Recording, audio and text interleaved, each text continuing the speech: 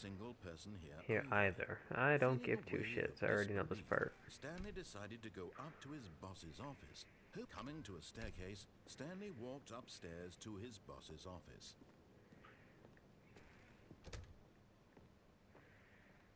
Man, this is where I left out last time. Manager's office, Stanley was once again stunned to discover not an indication of any human life. Yep. Shocked, unraveled, Stanley wondered in disbelief who orchestrated this. What dark secret was being held from him? What he could not have known was that the keypad behind the boss's desk guarded the terrible truth that his boss had been keeping from him. And so the boss had assigned it an extra secret PIN number. 2845. But of course, Stanley couldn't possibly have known this. Yet incredibly, by simply pushing random buttons on the keypad, Stanley happened to input the correct code by sheer luck. Amazing. He stepped into the newly opened passageway.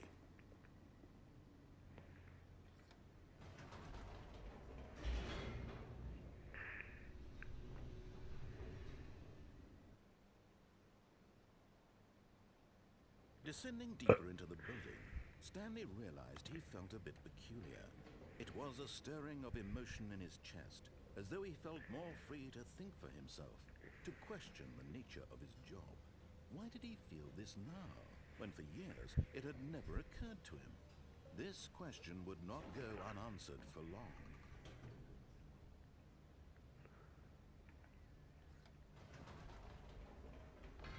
Whoops. Nope. Never mind. Stanley actually got back into the elevator and went back up. Silly me. Why did Stanley do that when he knew that it would just lead back to his boss's office? Well, that's a great question. I just can't wait to find out. I did it because I don't want to listen to the voice.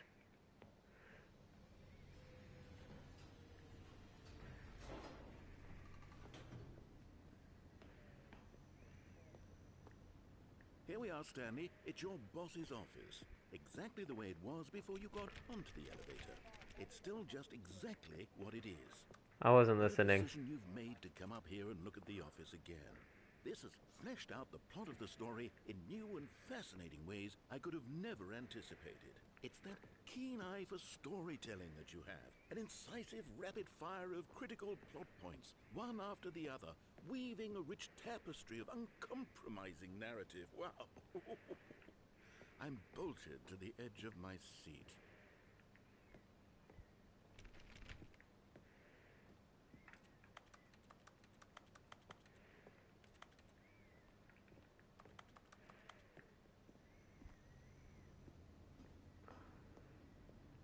Can I push the up button a second time? Incredible. Now he's getting back into the elevator and going down again. Ladies and gentlemen, how does he keep coming up with all of this?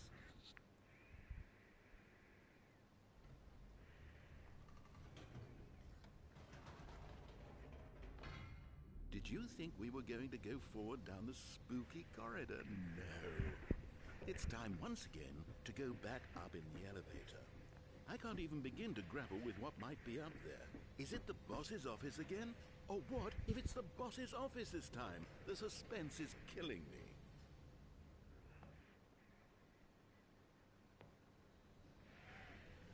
I'm just having fun pushing this button, man.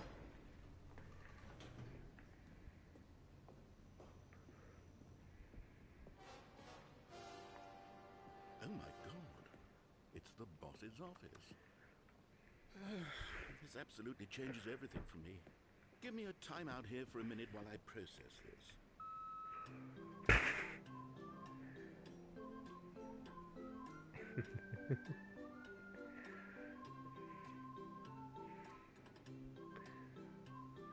Oh, okay. How long is this timeout? Okay, I'm ready.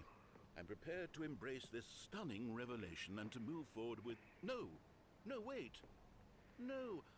I need more time to Don't process. you dare!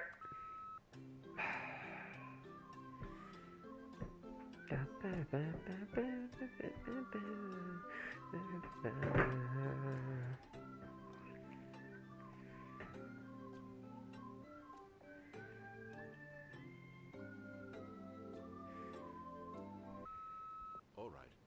I have fully come to terms with it. I have made space in my worldview for this astonishing new reality. As before, I turn to your expert eye for gripping narrative, Master Stanley.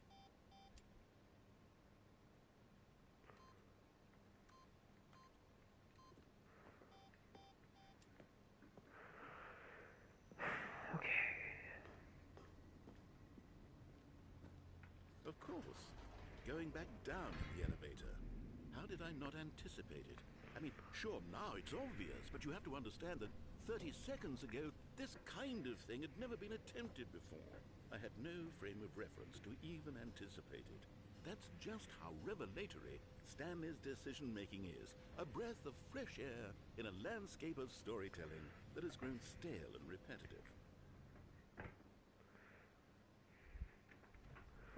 I'm hit the button again. Yep, let's go back up.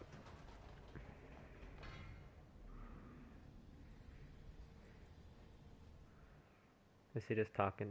He's just done talking to me now? You know what? I've just thought of something.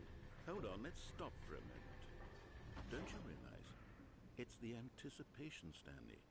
You and I, we have no way of knowing what will be at the top of this elevator.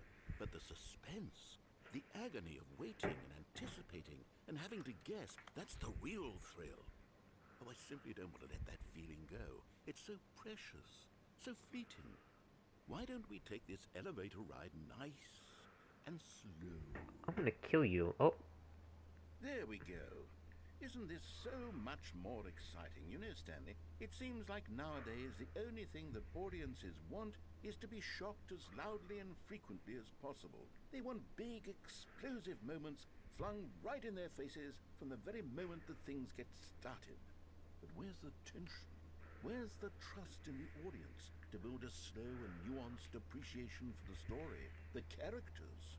Why aren't we given time to imagine the I'm starting to think the boss's office ain't at the top of this elevator anymore. And then to marvel at the eventual reveal. This is storytelling, Stanley. What you and I are doing right now. This is the most exciting narrative to be developed in years. And it's really all because of you.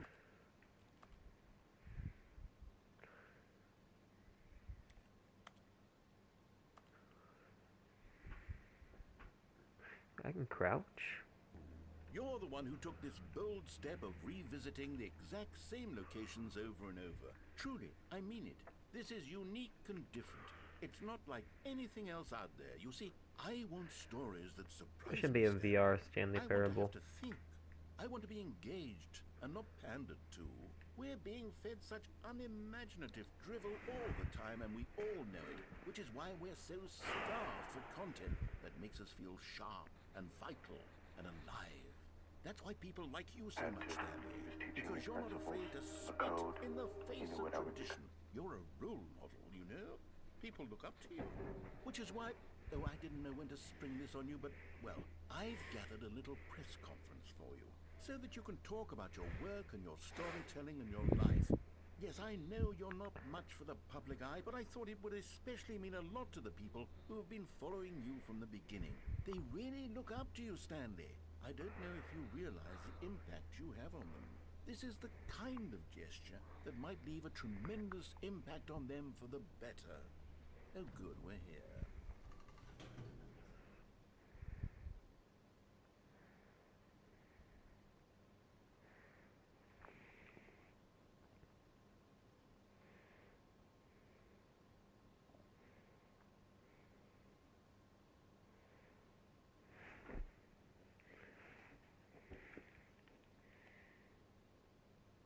It's not the boss's office. What the fuck? Okay, the room where we're holding the press conference should be just around the corner here somewhere.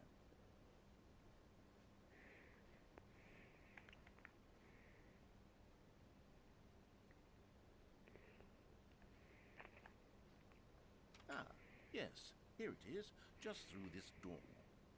All right, are you ready? I've told them you're going to speak a little bit about the nature of surprise in storytelling and what it means to craft a truly unpredictable narrative. Oh, don't worry, you'll do great. Just be yourself and speak from the heart. I'm really proud of you, Stanley. Okay, it looks like they're ready for you. Go get them.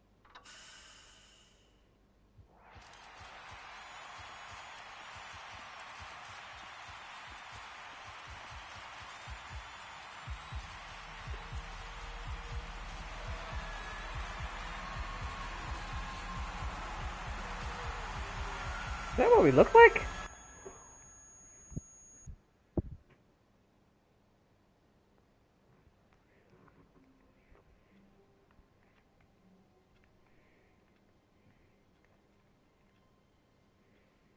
All of his co-workers were gone. What could it mean? Stanley decided to go to the meeting room. Perhaps he had simply missed a memo.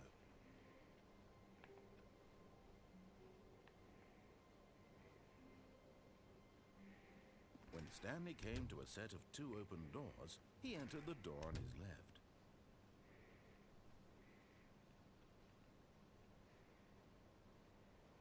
Yet there was not a single person here either. Feeling a wave of disbelief, Stanley decided to go up to his boss's office, hoping he might find an answer there. Stanley stepped into the broom closet, but there was nothing here, so he turned around and got back on track.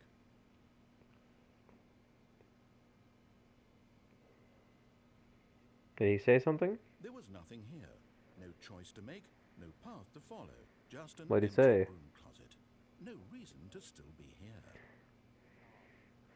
I think it was because he was playing COD.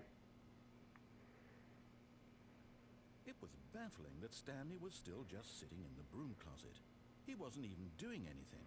At least if there was something to interact with, he'd be justified in some way. As it is, he's literally just standing there doing sweet FA.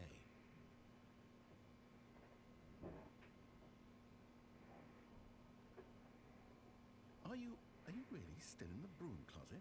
Standing around doing nothing? Why? Please offer me some explanation here. I'm genuinely confused.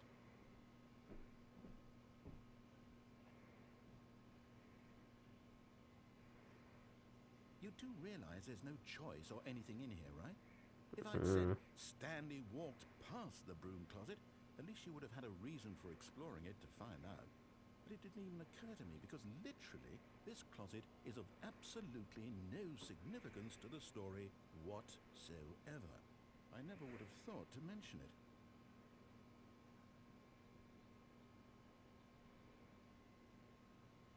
Maybe to you this is somehow its own branching path. Maybe when you go talk about this with your friends you'll say, "Oh, did you get the broom closet ending? The broom closet ending was my favorite." I hope your friends find this concerning.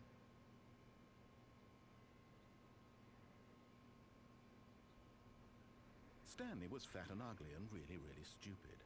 He probably only got the job because of a family connection. That's how stupid he is. That or with drug money. Also, Stanley is addicted to drugs and hookers.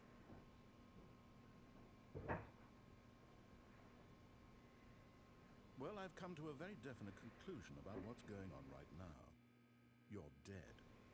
You got to this broom closet, explored it a bit, and were just about to leave because there's nothing here, when a physical malady of some sort shut down your central nervous system and you collapsed in front of your screen. Well, in a situation like this, the responsible thing is to alert someone nearby so as to ensure that your body is taken care of before it begins to decompose. Hello? Anyone who happens to be nearby? The person at this computer is dead. They have fallen prey to any number of your countless human physiological vulnerabilities. It's indicative of the long-term sustainability of your species. Please remove their corpse from the area and instruct another human to take their place, making sure they understand basic first-person video game mechanics and filling them in on the history of narrative tropes in video gaming, so that the irony and insightful commentary of this game is not lost on them. All right, when you've done that, just step out into the hallway.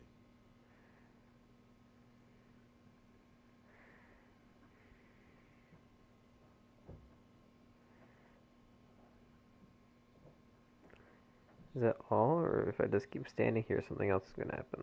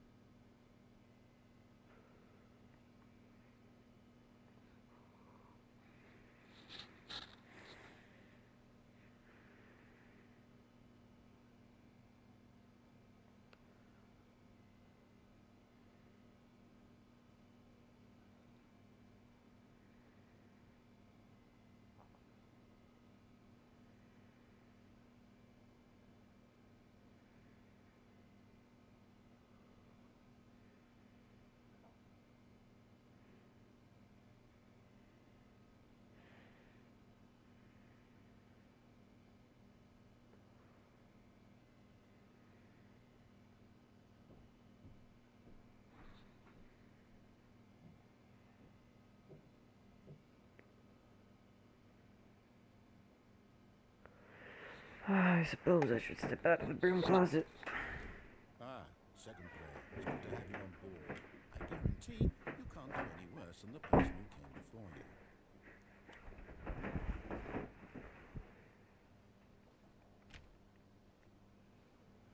You too? Unbelievable. I'm at the mercy of an entire species of invalids. Perhaps there's a monkey nearby you can hand the controls to. A fish? Fungus? Look, you can hammer out the details. I'm not particularly picky. I'll just be waiting for when you're ready to pick up the story again.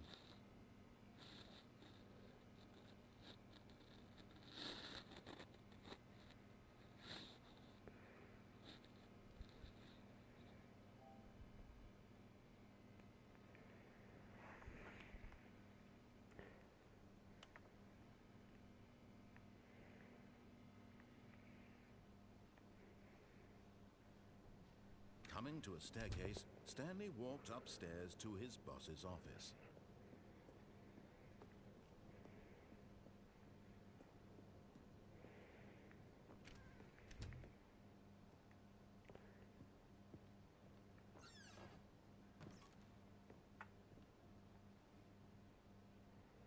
Money in the morning, money in the evening, money for breakfast, money crisp.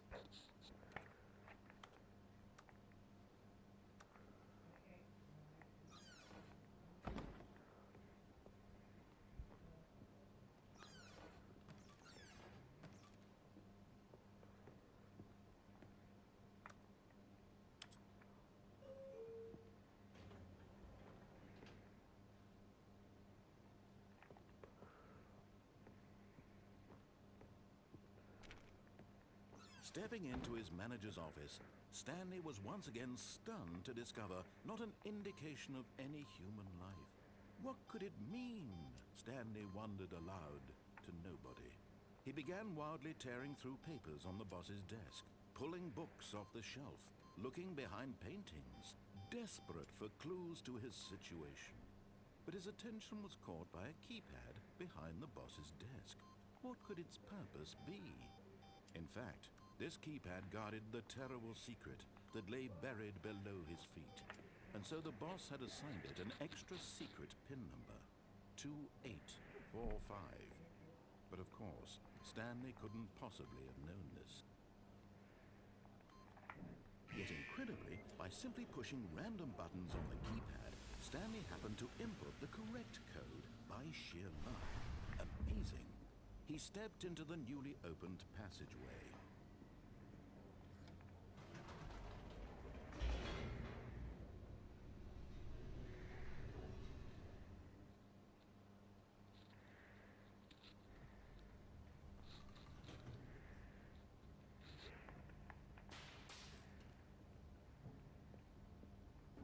Stanley walked straight ahead through the large door that read Mind Control Facility.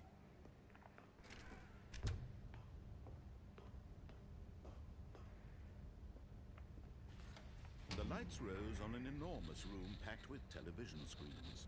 What horrible secret did this place hold? Stanley thought to himself. Did he have the strength to find out?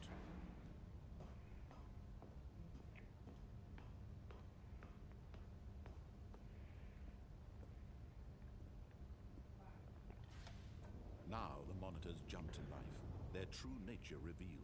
Each bore the number of an employee in the building, Stanley's co-workers. The lives of so many individuals reduced to images on a screen, and Stanley, one of them, eternally monitored in this place where freedom meant nothing.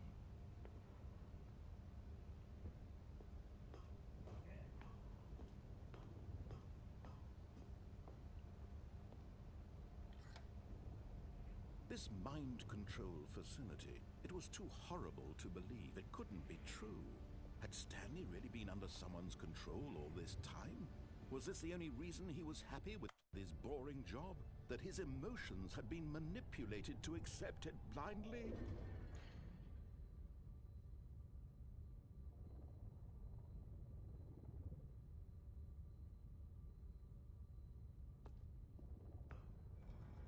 No. He refused to believe it. He couldn't accept it. His own life in someone else's control? Never! It was unthinkable, wasn't it? Was it even possible? Had he truly spent his entire life utterly blind to the world? But here was the proof. The heart of the operation. Controls labeled with emotions. Happy, or sad, or content. Walking, eating, working, all of it monitored and commanded from this very place. And as the cold reality of his past began to sink in, Stanley decided that this machinery would never again exert its terrible power over another human life. For he would dismantle the controls once and for all.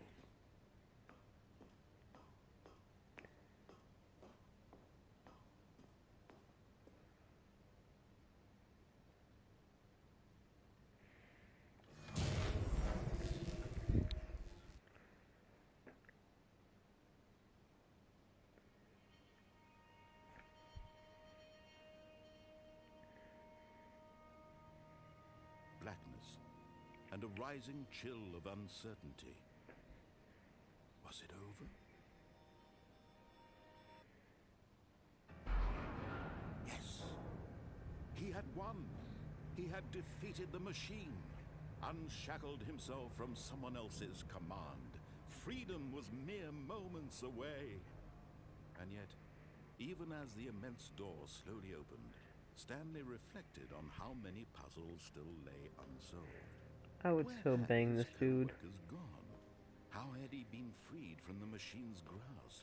What other mysteries did this strange building hold? Oh But my as god. sunlight streamed into the chamber, I he escaped. realized none of this mattered to him, for it was not knowledge or even power that he had been seeking, but happiness. Perhaps his goal had not been to understand, but to let go.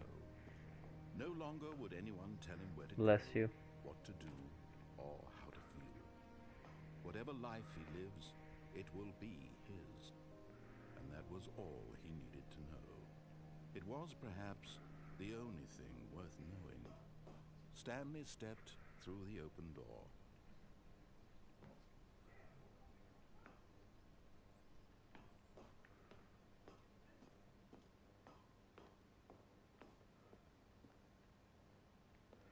I don't want to escape though. I want to go back and help all the people who are mind numbed and butt fuckable or something. I don't know. Stanley felt the cool breeze upon his skin, the feeling of liberation, the immense possibility of the new path before him. This was exactly the way, right now, that things were meant to happen. And Stanley was happy.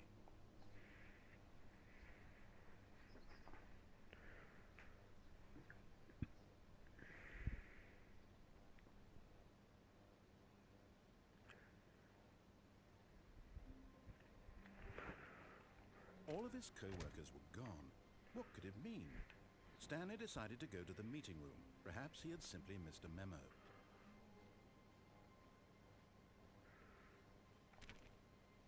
When Stanley came to a set of 2 open doors, he entered the door on his left. I entered the door on his left. Yet there was not a single person here either. Feeling a wave of disbelief, Stanley decided to go up to his boss's office. Coming to a staircase, Stanley walked upstairs to his boss's office.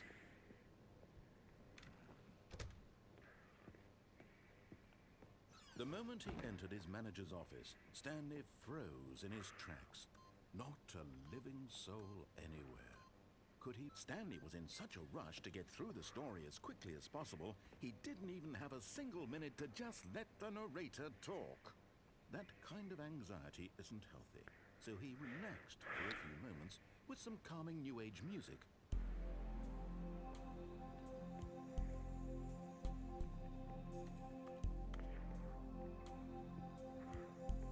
I'm a flow. Feeling soothed and rejuvenated, Stanley calmly walked Flowberry fizzing. into the opened passageway.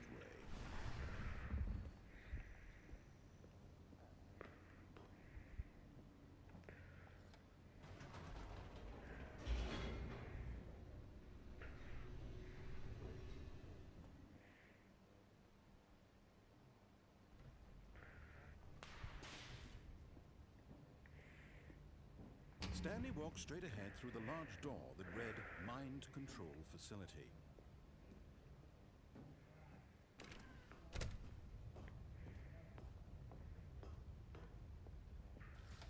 The lights rose on an enormous room packed with television screens. What horrible secret did this place hold? Stanley thought to himself. Did he have the strength to find out?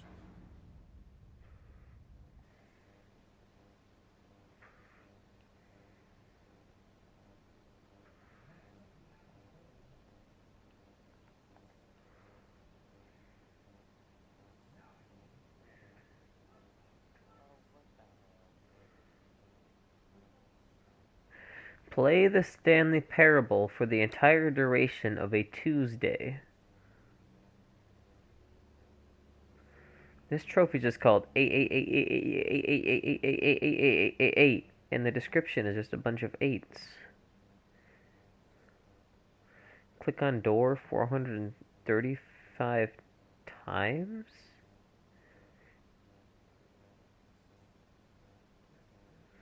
Complete the Stanley Parable in under 4 minutes 22 seconds.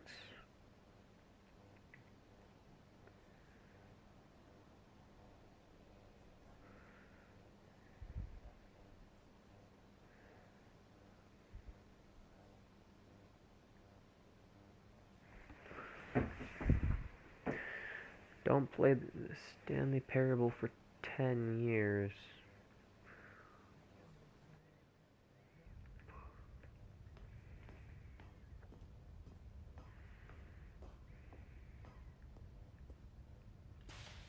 Now the monitors jumped to life, their true nature revealed.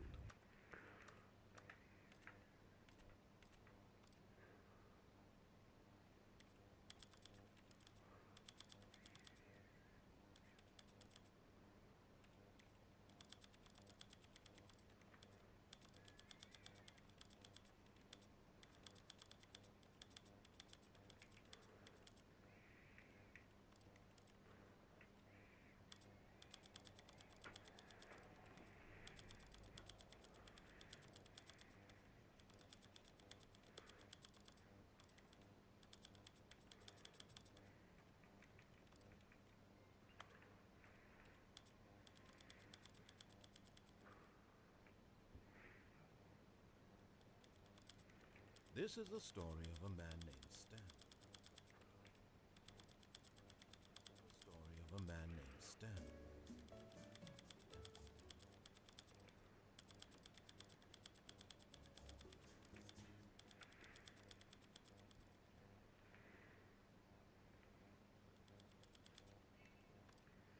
Each bore the number of an employee in the building, Stanley's co-workers.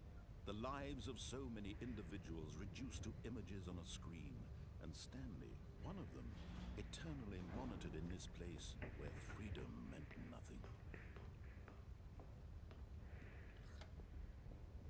This mind control facility, it was too horrible to believe. It couldn't be true. Had Stanley really been under someone's Can I control just kill all this myself by time? jumping into that Was this the void? only reason he was happy with his boring job? Like, can I That just his slip out the bar and emotions had just been die? manipulated to accept it blindly? This man's voice was sexy at first, but now it's just No. annoying. He refused to believe it. He couldn't accept it. His own life in someone else's control? Never. It was unthinkable. Wasn't it? Was it even possible? Had he truly spent his entire life utterly blind to the world? But here was the proof. The heart of the operation. Controls labeled with emotions. Happy Be or sad or content. Walking, eating, working. All of it monitored and commanded from this very place. And as the cold reality of his past began to sink in, Stanley decided that this machinery would never again exert its terrible power over another human life. For he would dismantle the controls once and for all.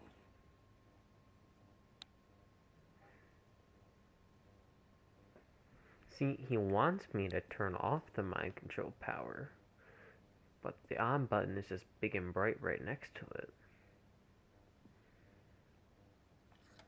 On. Oh, Stanley, you didn't just activate the controls, did you? After they kept you enslaved all these years, you go and you try to take control of the machine for yourself. Is that what you wanted? Control? Oh, Stanley, I applaud your effort, I really do. But you need to understand, there's only so much that machine can do. You were supposed to let it go, turn the controls off, and leave. If you want to throw my story off track, you're going to have to do much better than that. I'm afraid you don't have nearly the power you think you do. For example, and I believe you'll find this pertinent, Stanley suddenly realized he had just initiated the network's emergency detonation system. In the event that this machine is activated without proper DNA identification, nuclear detonators are set to explode, eliminating the entire complex. How long until detonation then?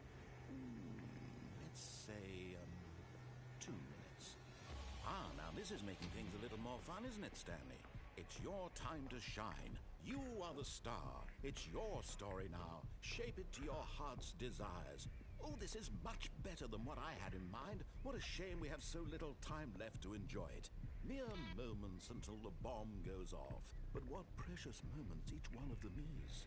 More time to talk about you, about me, where we're going, what all this means. I barely know where to start.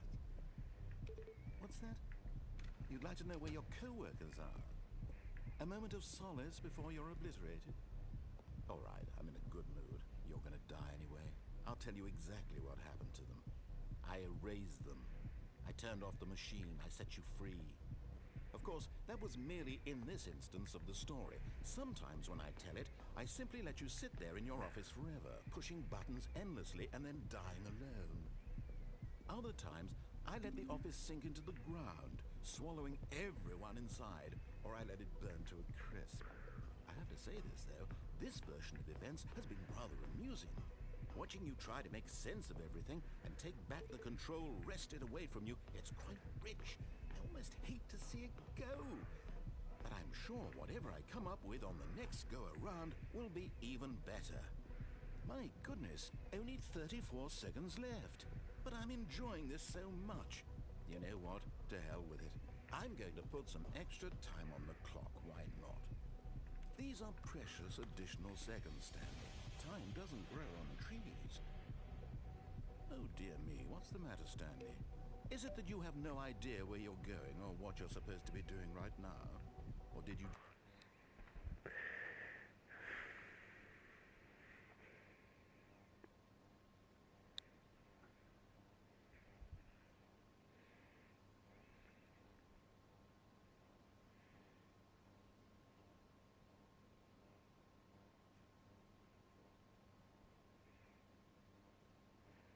The Great Notre Dame.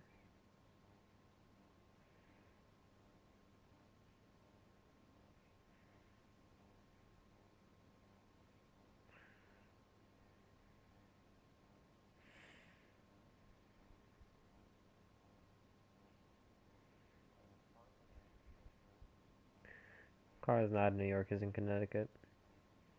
He was taught. He's meeting a friend.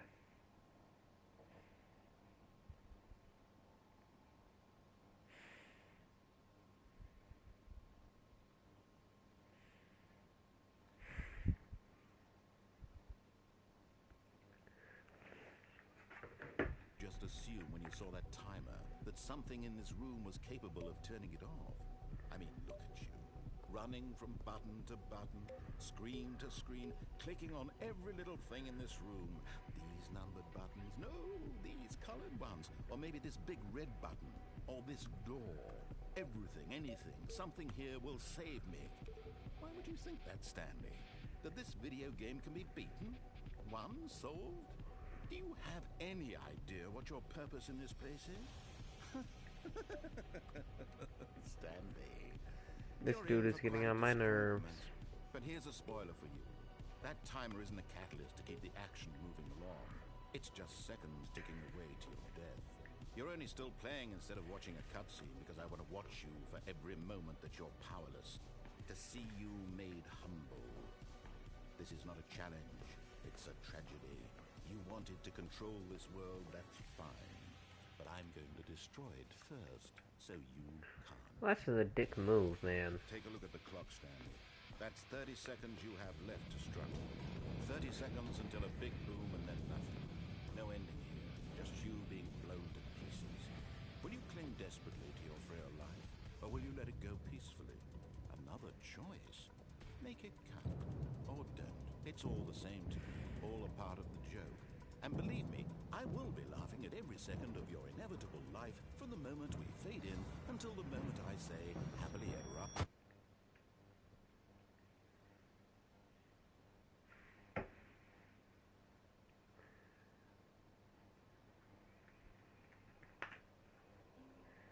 Okay. Bye. All of his co-workers were gone. What could it mean? Stanley decided to go to the meeting room. Perhaps he had simply missed a memo.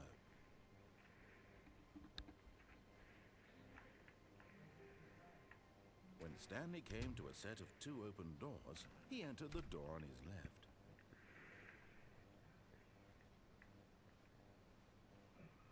Yet there was not a single person here either.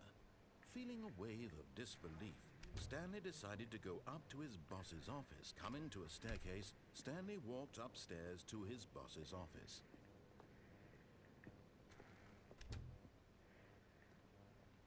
Okay, I think we all know the drill by now. Blah, blah, blah. Dark secrets, the keypad. Stanley pushes some buttons. Oh, hey, look, it's a new passageway.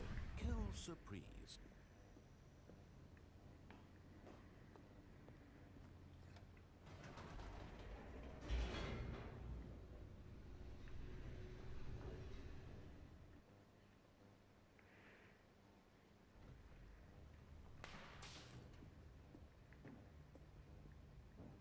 Stanley walked straight ahead through the large door that read Mind Control Facility.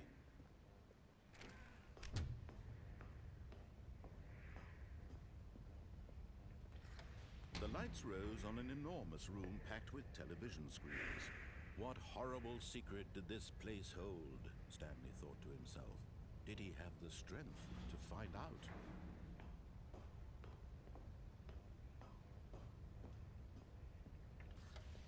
Now the monitors jumped to life, their true nature revealed. Each bore the number of an employee in the building, Stanley's co-workers.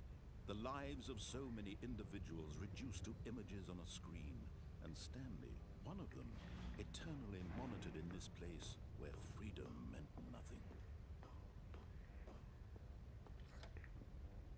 This mind control facility, it was too horrible to believe. It couldn't be true. Had Stanley really been under someone's control all this time? Was this the only reason he was happy with his boring job? That his emotions had been manipulated to accept it blindly? No. He refused to believe it. He couldn't accept it. His own life in someone else's control? Never. It was unthinkable. Wasn't it? Was it even possible? Had he truly spent his entire life utterly blind to the world? But was the proof.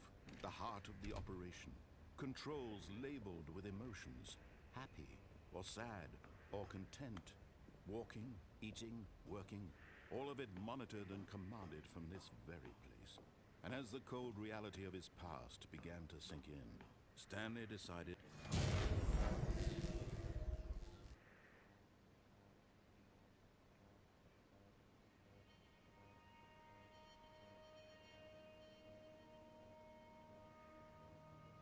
blackness, and a rising chill of uncertainty.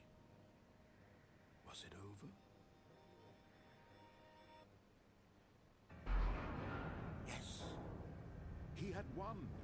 He had defeated the machine, unshackled himself from someone else's command. Freedom was mere moments away. And yet, even as the immense door slowly opened, Stanley reflected on how many puzzles still lay unsolved. Where had his co-workers gone? How had he been freed from the machine's grasp? What other mysteries did this strange building hold? But as sunlight streamed into the chamber, he realized none of this mattered to him, for it was not knowledge or even power that he had been seeking, but happiness. Perhaps his goal had not been to understand, but to let go. No longer would anyone tell him where to go, what to do, or how to feel. Whatever life he lives, it will be his. And that was all he needed to know. It was perhaps the only thing worth knowing. Stanley stepped through the open door. Stanley felt the cool breeze upon his skin, the feeling of liberation, the immense possibility of the new path before him. This was exactly the way, right now, that things were meant to happen. And Stanley was happy.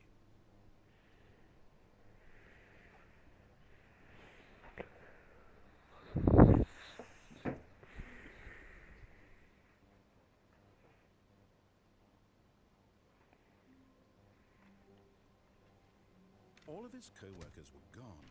What could it mean? Oh, please. Are you really just doing this for the trophy?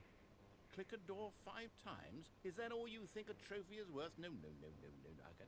I can't just give these merits away for such little effort. A measly 5 clicks. Now, suppose you were to click the door 20 times. I would say that's the kind of effort that warrants recognition. I have to say, I'm still not feeling the satisfaction of witnessing true effort for a noble cause. Perhaps 50 clicks will do. Yes, almost certainly 50 clicks.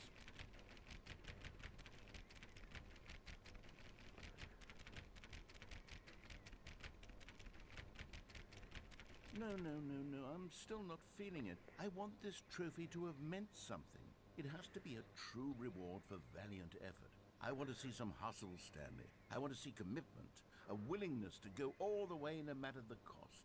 Why don't you go put 20 clicks into door number 417?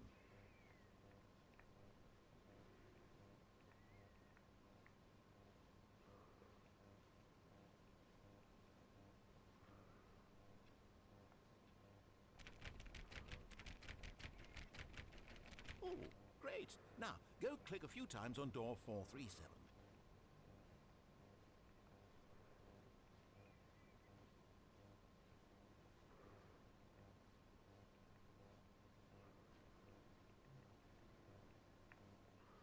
Excellent.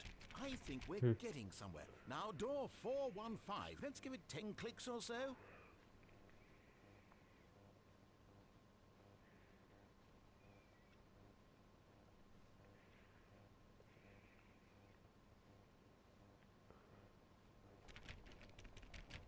Now, back to door number 437.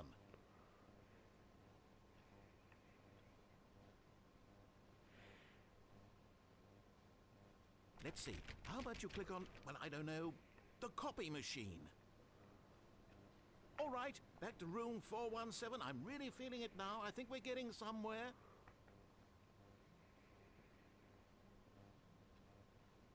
Okay, now go climb on employee 419's desk.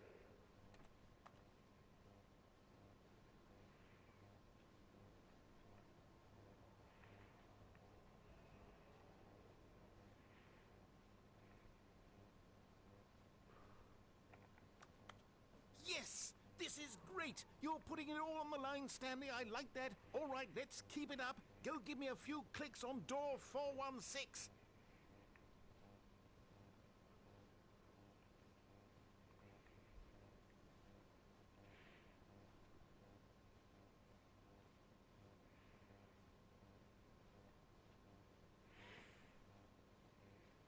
We've almost got it! Now the copy machine, do that one again! Do nothing or something? Jesus Christ. Finish it off, Stanley! 5 clicks on door 430! Yes! We did it! Oh, wow. That felt amazing. Oh, you really earned it, Stanley. Nothing could hold you back. Yes, I'm very proud of how far we've come today.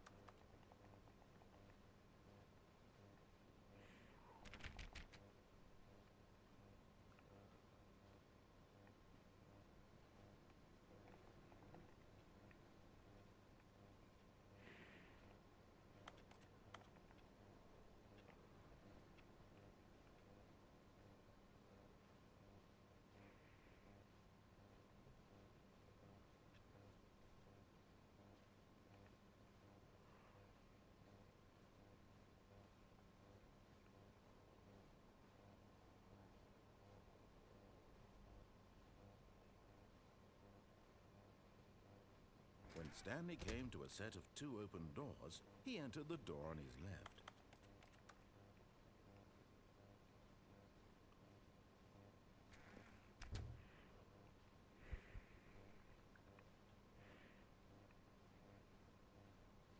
Yet there was not a single person here either. Feeling a wave of disbelief, Stanley decided to go up to his boss's office, hoping he might find an answer there. Oh no, no, not again. I won't be part of this. I'm not going to encourage you. I'm not going to say anything at all. I'm just going to be patient and wait for you to finish whatever it is you enjoy doing so much in this room. Please take your time.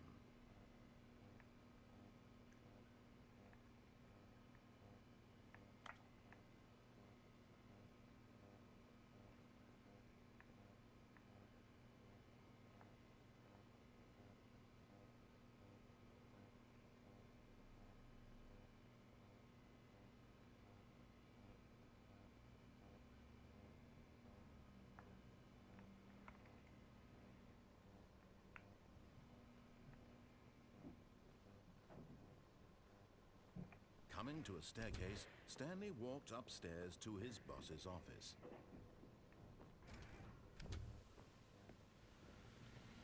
Here's the door, just go.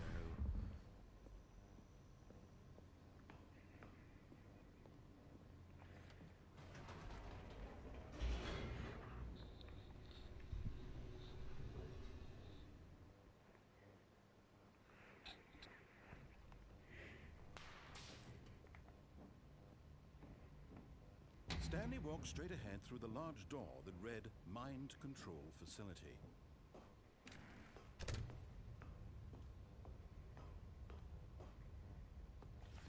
The lights rose on an enormous room packed with television screens. What horrible secret did this place hold? Stanley thought to himself. Did he have the strength to find out?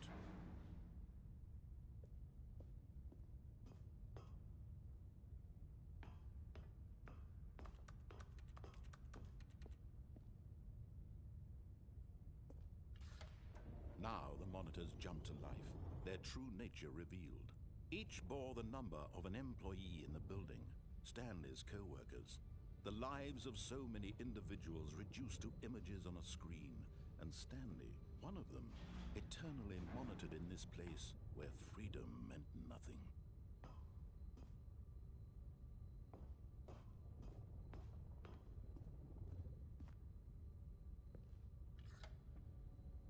This mind control facility, it was too horrible to believe. It couldn't be true. Had Stanley really been under someone's control all this time? Was this the only reason he was happy with his boring job? That his emotions had been manipulated to accept it blindly? No, he refused to believe it. He couldn't accept it. His own life in someone else's control? Never! It was unthinkable, wasn't it? Was it even possible? Had he truly spent his entire life utterly blind to the world? But here was the proof. The heart of the operation. Controls labeled with emotions. Happy, or sad, or content. Walking, eating, working. All of it monitored and commanded from this very place. And as the cold reality of his past began to sink in, Stanley decided that this machinery would never again exert its terrible power over another human life. For he would dismantle the controls once and for all.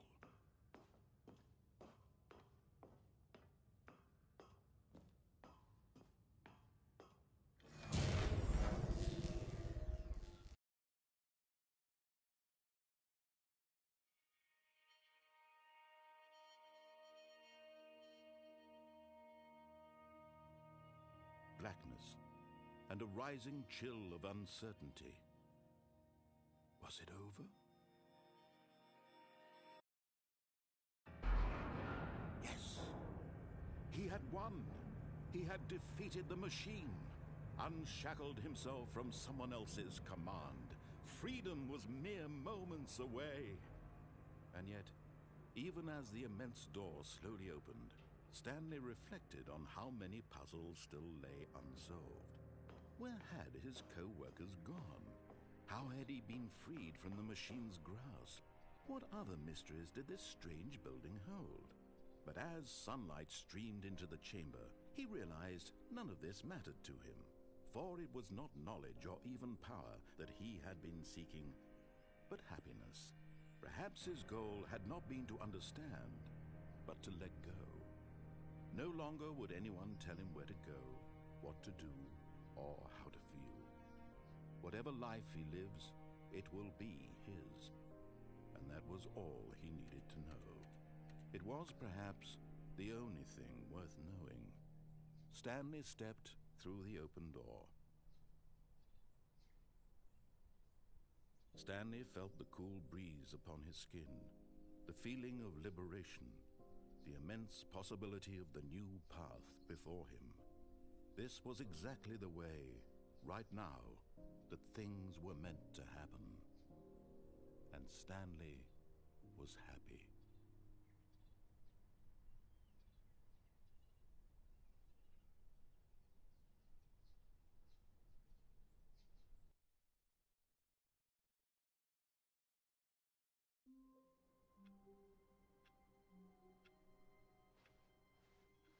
Stanley had never seen the office this brightly lit. Was it a sign of something? He hoped it was. He hoped very much that it was.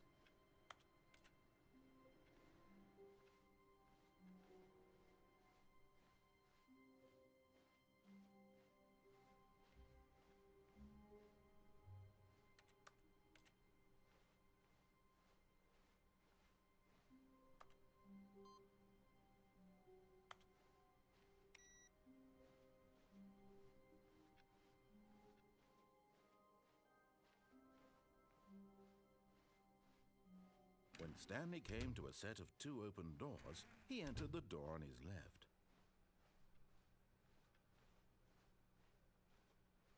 Yet there was not a single person here either. Feeling a wave of disbelief, Stanley decided to go up to his boss's office, hoping he might find an answer there.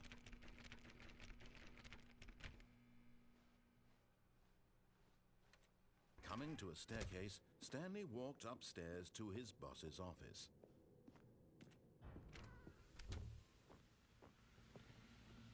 Here's the door, just go.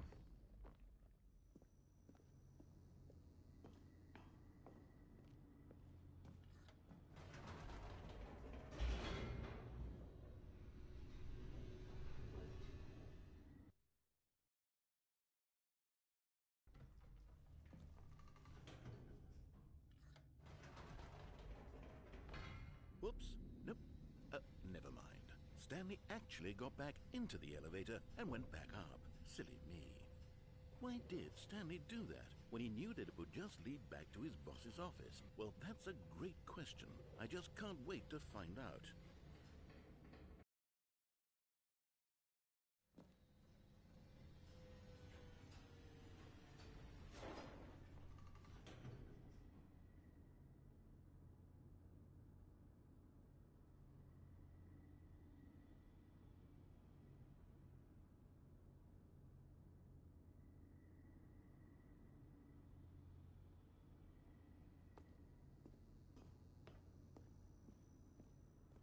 Here we are, Stanley. It's your boss's office. Exactly the way it was before you got onto the elevator.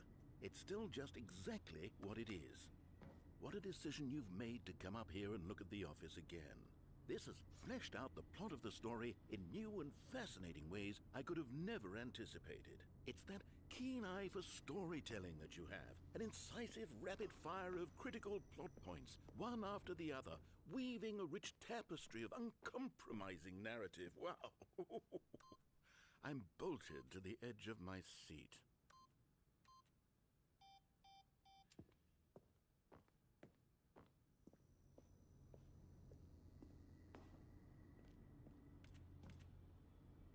Incredible. Now he's getting back into the elevator and going down again. Ladies and gentlemen, how does he keep coming up with all of this?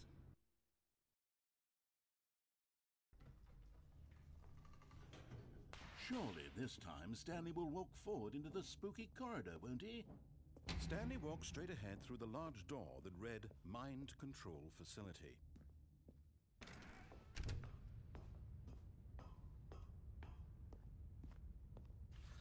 The lights rose on an enormous room packed with television screens.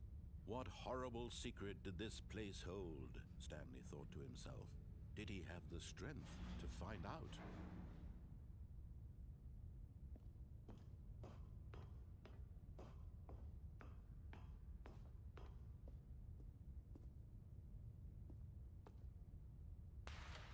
Now the monitors jumped to life, their true nature revealed. Each bore the number of an employee in the building, Stanley's co-workers. The lives of so many individuals reduced to images on a screen, and Stanley, one of them, eternally monitored in this place where freedom meant nothing.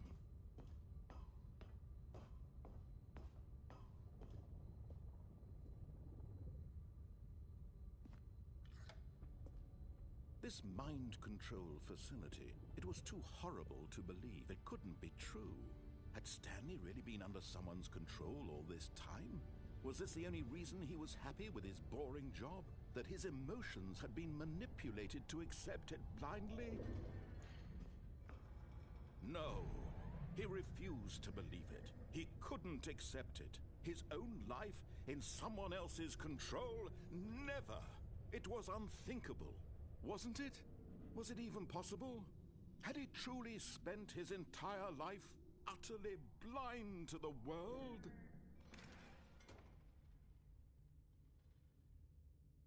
But here was the proof. The heart of the operation. Controls labeled with emotions. Happy, or sad, or content. Walking, eating, working. All of it monitored and commanded from this very place. And as the cold reality of his past began to sink in, Stanley decided that this machine...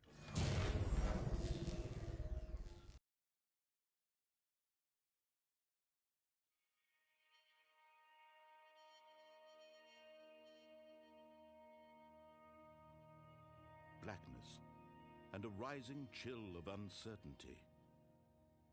Was it over? Yes! He had won! He had defeated the machine, unshackled himself from someone else's command. Freedom was mere moments away. And yet, even as the immense door slowly opened, Stanley reflected on how many puzzles still lay unsolved. Where had his co-workers gone? How had he been freed from the machine's grasp? What other mysteries did this strange building hold? But as sunlight streamed into the chamber, he realized none of this mattered to him. For it was not knowledge or even power that he had been seeking, but happiness. Perhaps his goal had not been to understand, but to let go.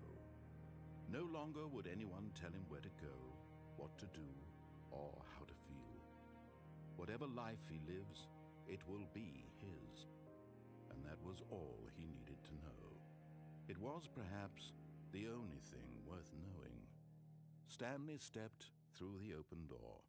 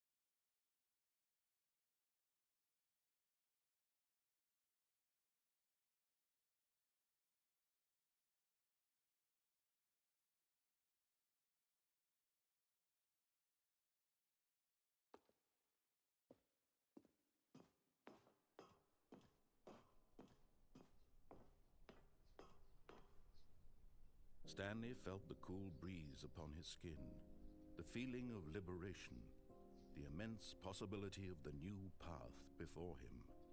This was exactly the way, right now, that things were meant to happen. And Stanley was happy.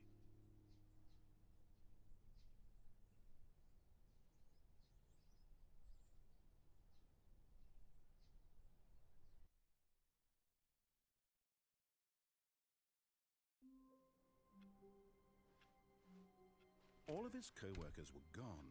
What could it mean? Stanley decided to go to the meeting room. Perhaps he had simply missed a memo. No matter how hard Stanley looked, he couldn't find a trace of his co-workers.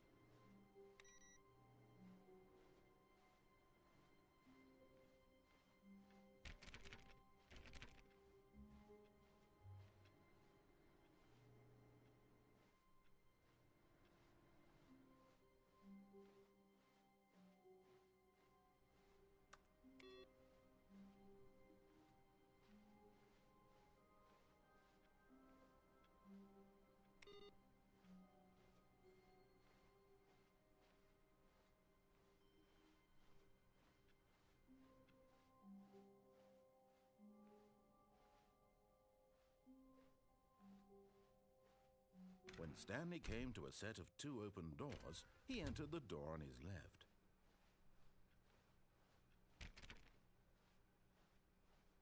Yet there was not a single person here either. Feeling a wave of disbelief, Stanley decided to go up to his boss's office. Coming to a staircase, Stanley walked upstairs to his boss's office.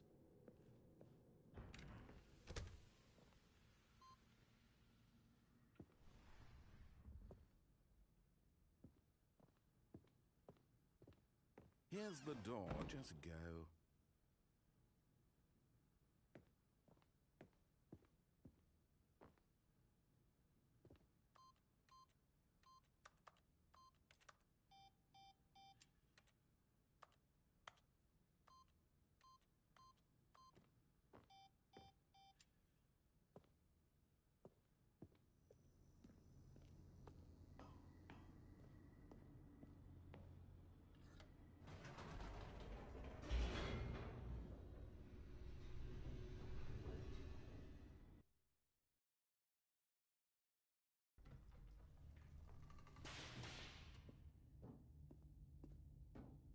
Stanley walked straight ahead through the large door that read Mind Control Facility.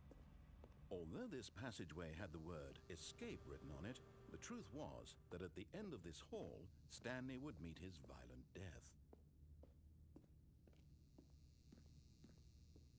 The door behind him was not shut. Stanley still had every opportunity to turn around and get back on track.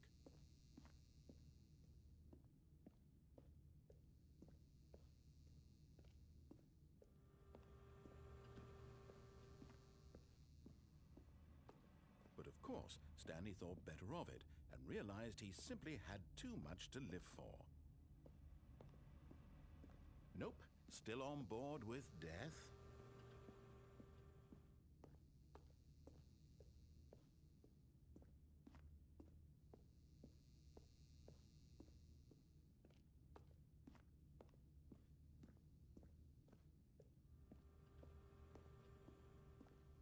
At this point, Stanley was making a conscious, concerted effort to walk forward and willingly confront his death.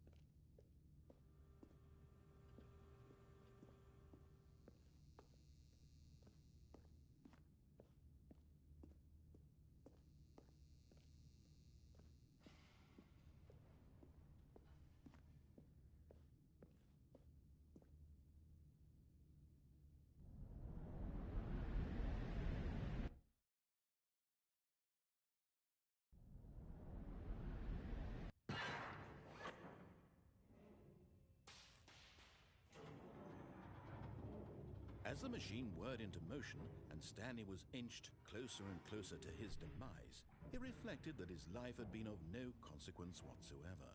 Stanley can't see the bigger picture. He doesn't know the real story, trapped forever in his narrow vision of what this world is.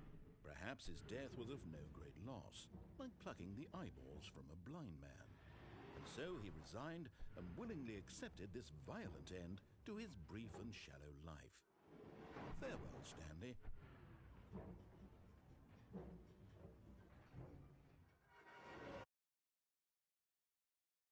Farewell, Stanley, cried the narrator, as Stanley was led helplessly into the enormous metal jaws. In a single visceral instant, Stanley was obliterated as the machine crushed every bone in his body, killing him instantly.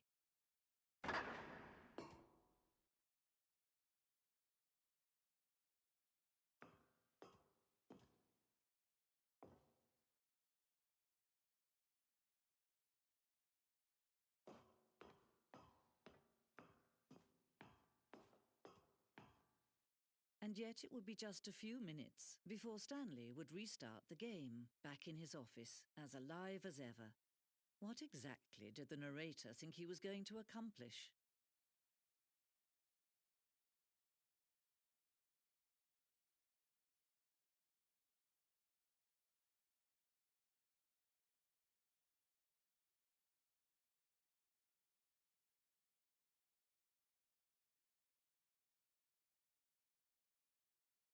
When every path you can walk has been created for you long in advance, death becomes meaningless, making life the same. Do you see now? Do you see that Stanley was already dead from the moment he hit start?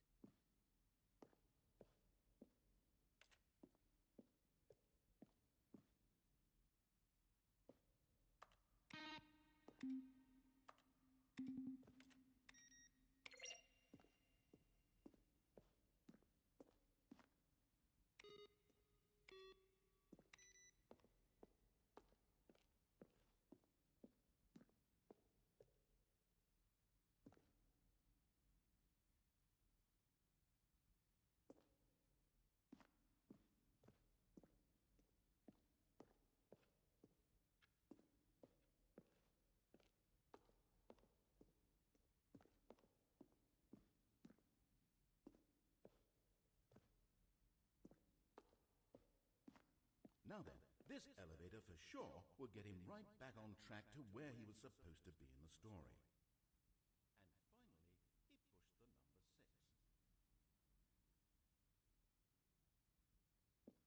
6. Now look closely, Stanley. See how it's impossible for the player to do anything in this room? Perfect example of poor level design, textbook mistake. It's the kind of thing you pick up on in...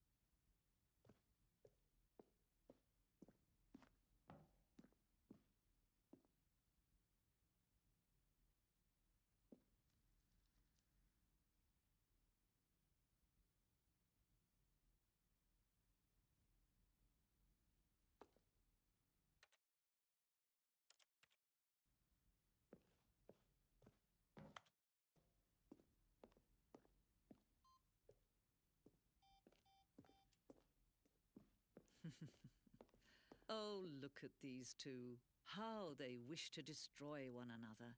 How they wish to control one another. How they both wish to be free. Can you see? Can you see how much they need one another? No, perhaps not. Sometimes these things cannot be seen.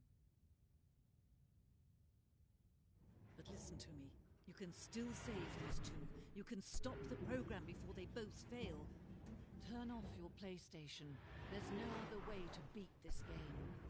As long as you move forward, you'll be walking someone else's path. Stop now and it'll be your only true choice. Whatever you do, choose it. Don't let time choose for you. Don't let...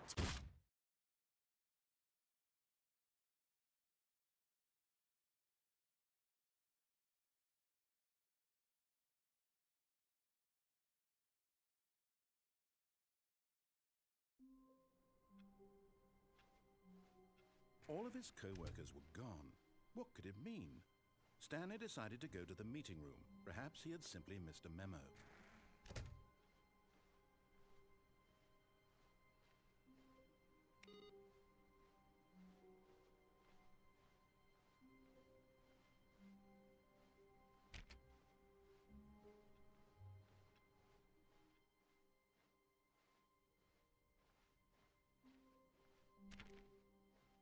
When Stanley came to a set of 2 open doors, he entered the door on his left.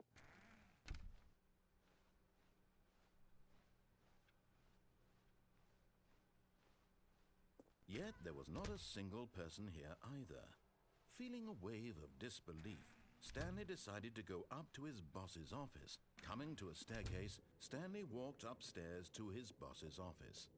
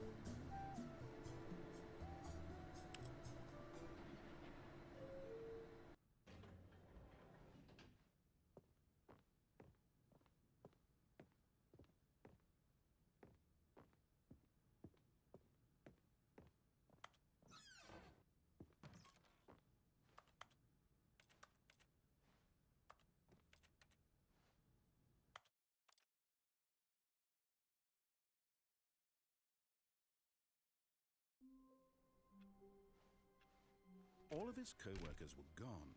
What could it mean? Stanley decided to go to the meeting room. Oh, please. Are you really just doing this for the trophy? Click a door 5 times? Is that all you think a trophy is worth? No, no, no, no, no. I can't just...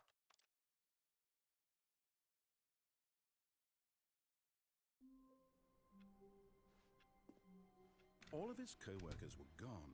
What could it mean? Stanley decided to go to the meeting room. Perhaps he had simply missed a memo.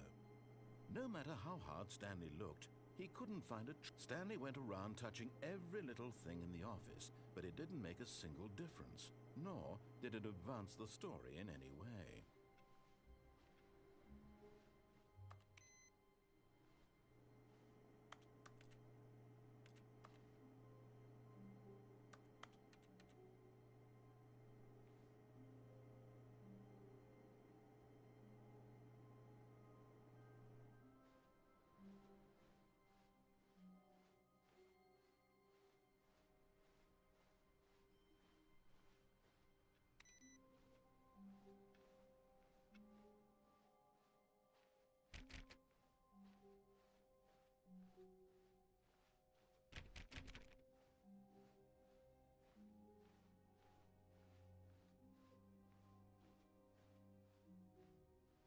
When Stanley came to a set of 2 open doors, this was not the correct way to the meeting room, and Stanley knew it perfectly well. Perhaps he wanted to stop by the employee lounge first, just to admire it. Ah, yes, truly a room worth admiring. It had really been worth the detour after all, just to spend a few moments here in this immaculate, beautifully constructed room. Stanley simply stood here, drinking it all in. But eager to get back to business, Stanley took the first open door on his left. And so he detoured through the maintenance section, walked straight ahead to the opposite door, and got back on track.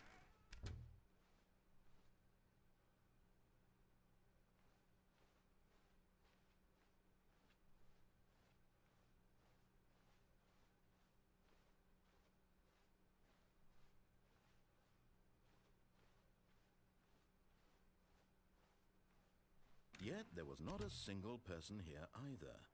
Feeling a wave of disbelief, Stanley decided to go up to his boss's office.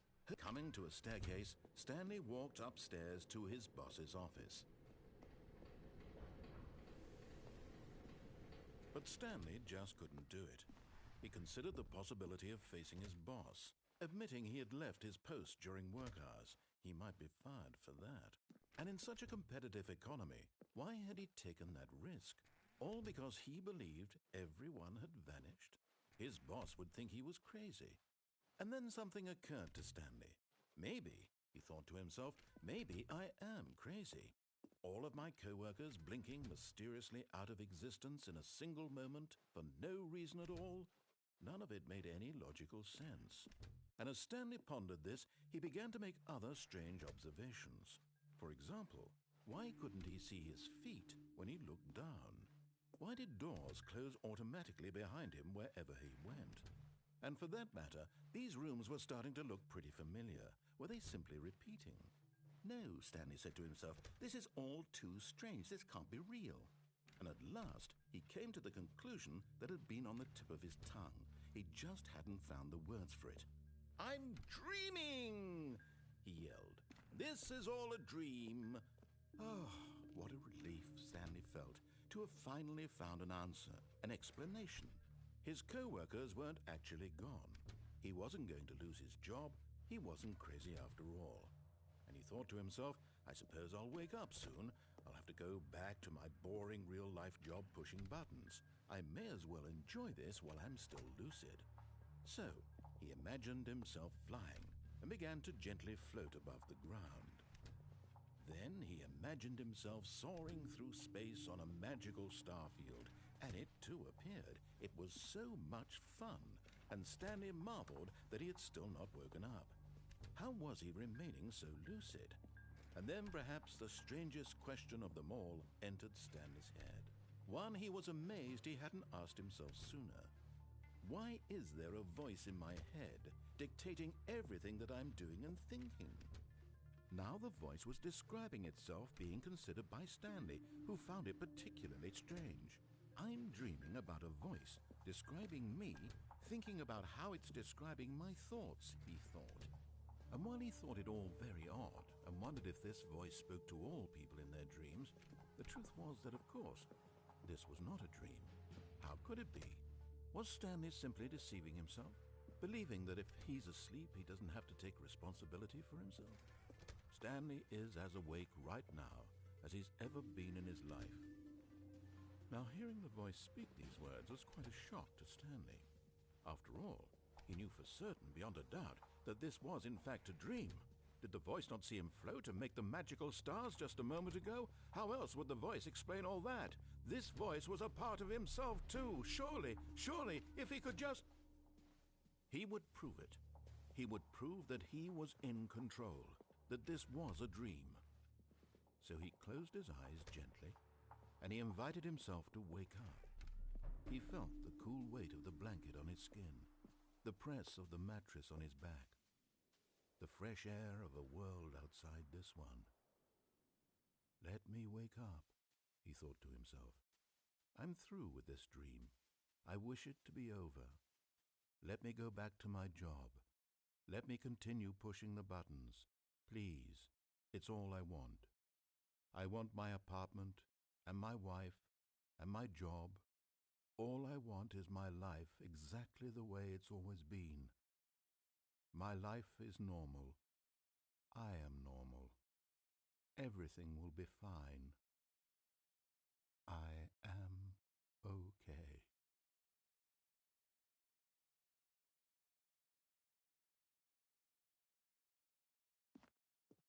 Stanley began screaming. Please, someone, wake me up. My name is Stanley. I have a boss. I have an office. I am real. Please, just someone tell me I am real. I must be real. I must be. Can anyone hear my voice? Who am I? Who am I? And everything went black.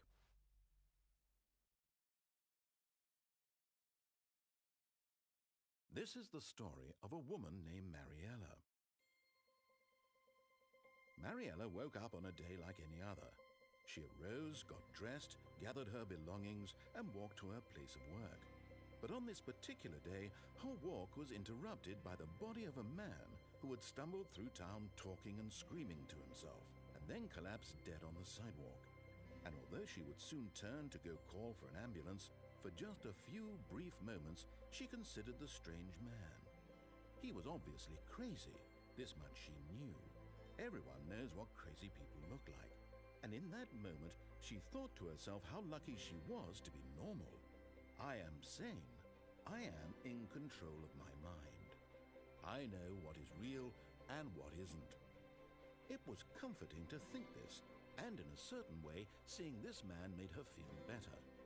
But then she remembered the meeting she had scheduled for that day, the very important people whose impressions of her would affect her career, and by extension, the rest of her life. She had no time for this, so it was only a moment that she stood there, staring down at the body.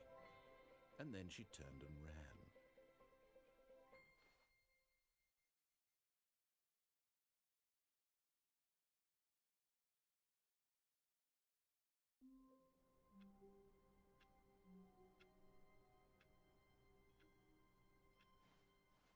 How wonderful. Stanley was alone. Finally. This is great, he thought to himself. This is what I've wanted all along. I got what I wanted.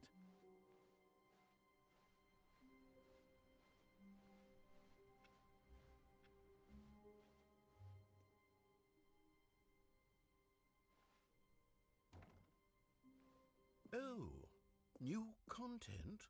What does that mean, new content?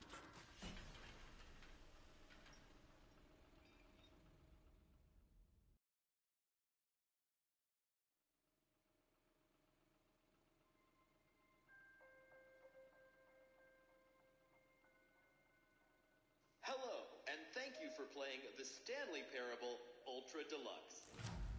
As you may know, the Stanley Parable was a video game released in 2013 on home computers.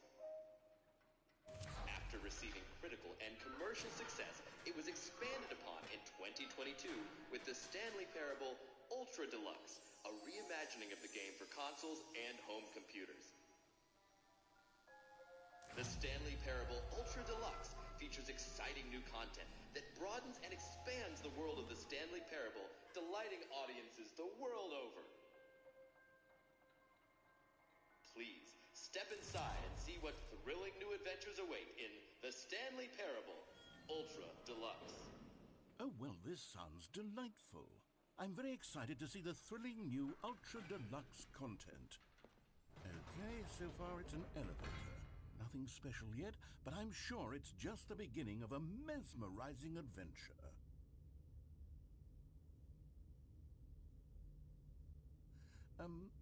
Is it broken? What's going on here? Should we be moving somewhere or... Oh, there we go. All right, finally, at long last, it's on to the new content. I've never been more ready. Let's do it.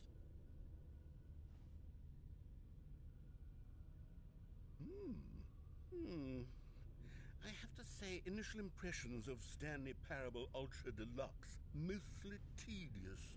It's as if Oh, okay. Let's see the content. Give me the content, Stanley. All right, let's see. It's the jump circle.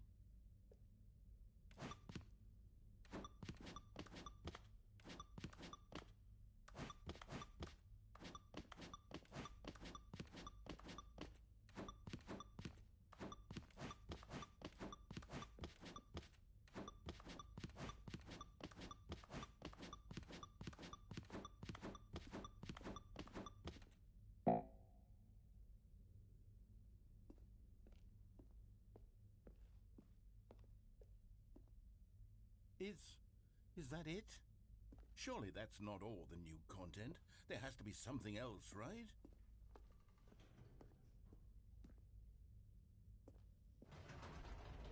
Goodness, another elevator. Stanley, I have to say, initial impressions of this game are not positive. It's just elevators and jumping. Is this what passes for exciting new content? If this is new content, then I could just read you the whole dictionary. There's 20 hours of new content right there. Hell, I could count to 30 trillion. You could put that on the box. The Stanley Parable Ultra Deluxe, now with over 1,000 hours of new content. And oh, wait. There's more. Very good. Yes. I knew there had to be something else. Let's see it. I'm ready for whatever it is. That's it? Oh, you've got to be kidding me. You see, Stanley? This is what happens when greedy video game developers with no respect for their fan base rush a cheap expansion to market for no reason other than to make an easy dollar. And don't get me started on the level of craftsmanship that's gone into it. In fact, I'm looking right now at the game's trophies, and it's hard to believe one of them actually says, "Test trophy, please ignore." What quality assurance department signed off on this? I'm infuriated and I'm offended, and I intend to find these people on Twitter and hold them personally accountable. It's my fault, Stanley. I built up too much anticipation around the new content, I'm afraid. It could never have lived up to such expectations. If you're still with me, why don't we just reset the game, and we'll try to get back to what the Stanley Parable is really about. No frills, no gimmicks. Just you and me having a great time together like always. What do you say, friend?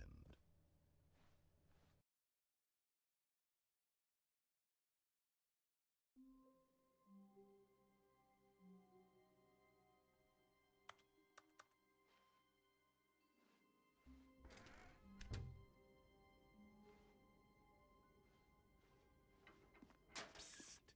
Stanley! Come over here! In the vent! I want to show you something!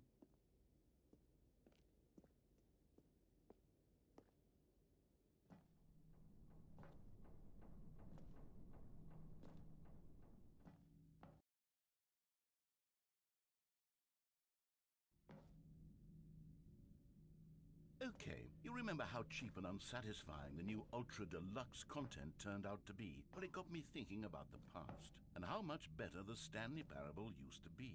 So I made something special and tucked it away here where the game's developers won't find it. Just our little secret. Take a look.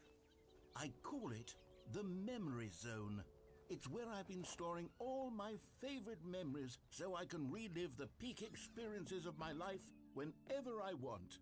Experiences like the launch of the Stanley Parable on PC. You see, Stanley, doesn't the memory zone remind you of how wonderful Stanley Parable was before it was sullied with a cheap PlayStation port? Remember back in October of 2013, when the game originally launched? Back then, video games had integrity. Back then, it all meant something. And over here is where I keep reviews of the Stanley Parable. Like this stunning triumph of games journalism, 10 out of 10 from Destructoid.com. James Stephanie Sterling writes, and I quote, "Where so many games that aspire to be more than games end up less than any form of art, Stanley Parable strives and then succeeds to be every game ever created." Did you hear that, Stanley? Every game ever created. That's how grand and all-encompassing the original Stanley Parable was. It was literally every game ever created. It was Skyrim, it was Persona 3, it was all of them, and now it's nothing. It's no games at all. It isn't even the Stanley Parable anymore. It's just a husk now. A lifeless husk with an hour of new elevator content.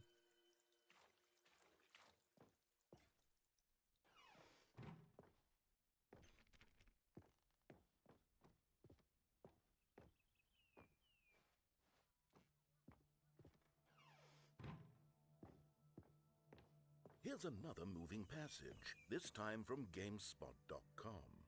The Stanley Parable is both a richly stimulating commentary on the nature of choice in games and one that offers some of the most enjoyable, surprising, and rewarding choices I've ever been confronted with in a game. 9 out of 10. Don't you get it, Stanley? The game was perfect.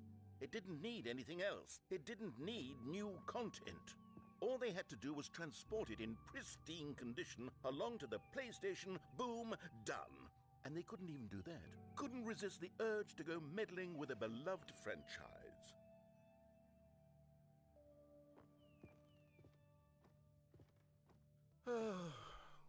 These were simpler times, Stanley.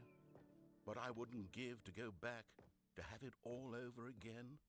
Wait, hang on. I don't recall this part of the memory zone before. What's this? What's down here? Oh no, oh God, no, Stanley. It's a collection of reviews from Pressurized Gas, the extremely popular online storefront for computer games. I haven't looked at these in years. I can't even imagine what's been collecting down here. Surely these reviews were glowing as well, weren't they? Honestly, I could not be bothered to play this game to full completion. The narrator is obnoxious and unfunny, with his humor and dialogue proving to be more irritating than entertaining. Unfunny! I'm not trying to be funny. I'm trying to make a serious work of art. I suppose I could write up a handful of gags to insert into the Stanley Parable, but the game is already such a densely layered web of profound philosophical insights that I can't even imagine where I'd have the room to stick them.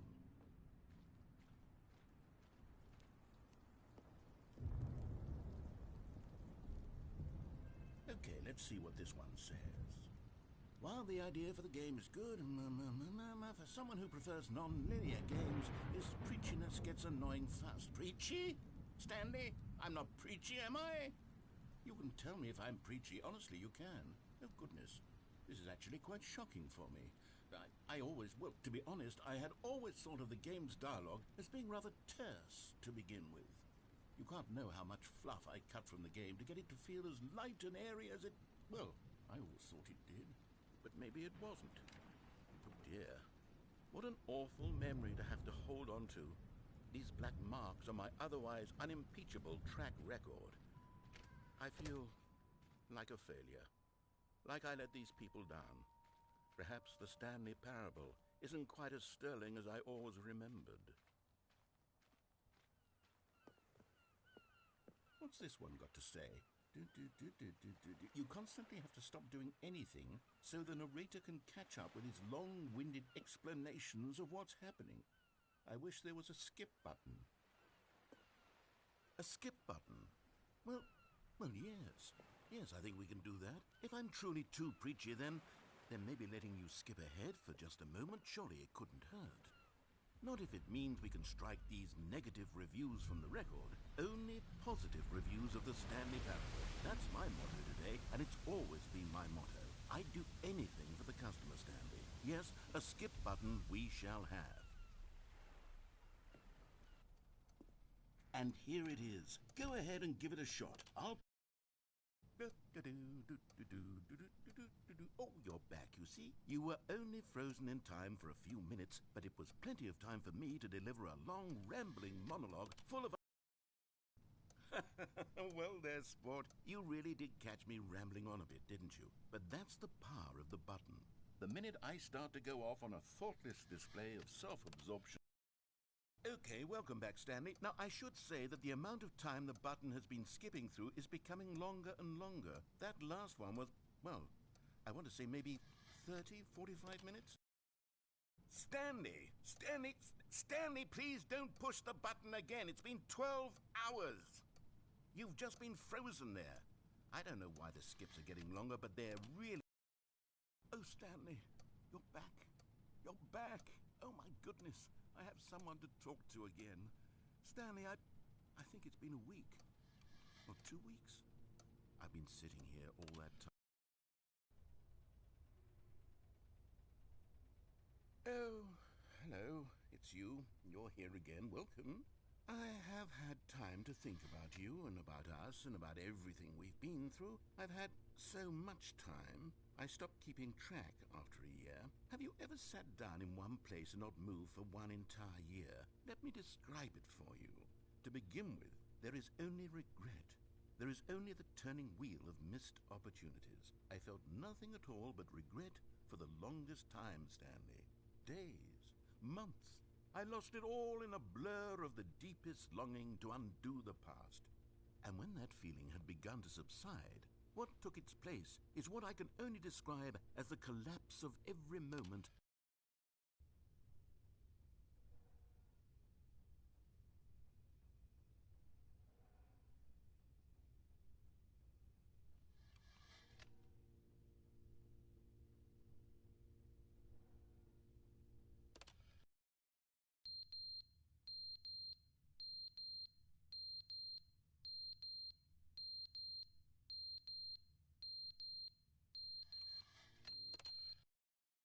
But they didn't understand the game was never meant to be funny. It was meant to have a point. It was meant to speak to the human condition. But where are the jokes? Where are the jokes? They bemoaned, they screamed, they gnashed their teeth and said,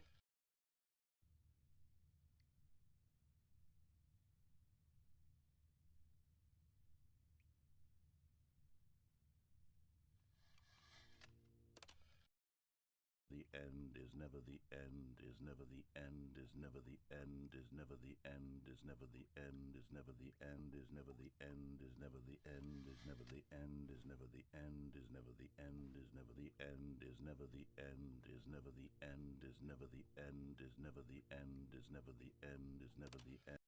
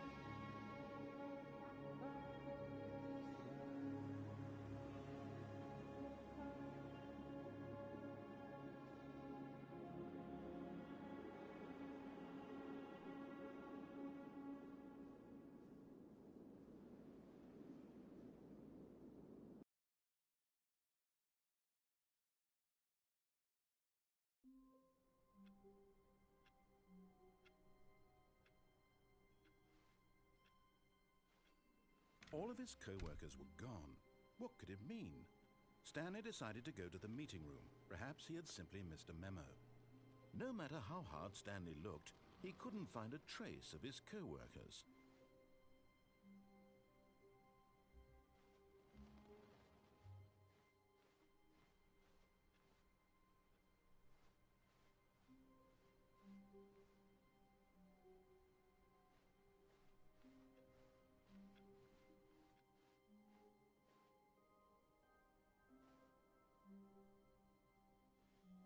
Oh, good. You notice my sign. Yes, I have something very exciting to show you.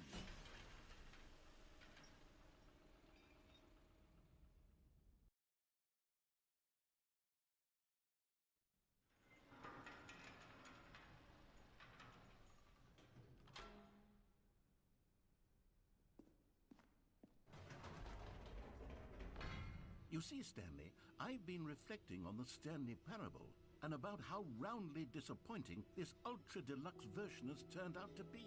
The original Stanley Parable was a landmark, and any new content for it should live up to that legacy. So forget this ultra deluxe nonsense. I say we take it one step even further. Which is why I'm very proud to announce for the first time ever, the Stanley Parable 2.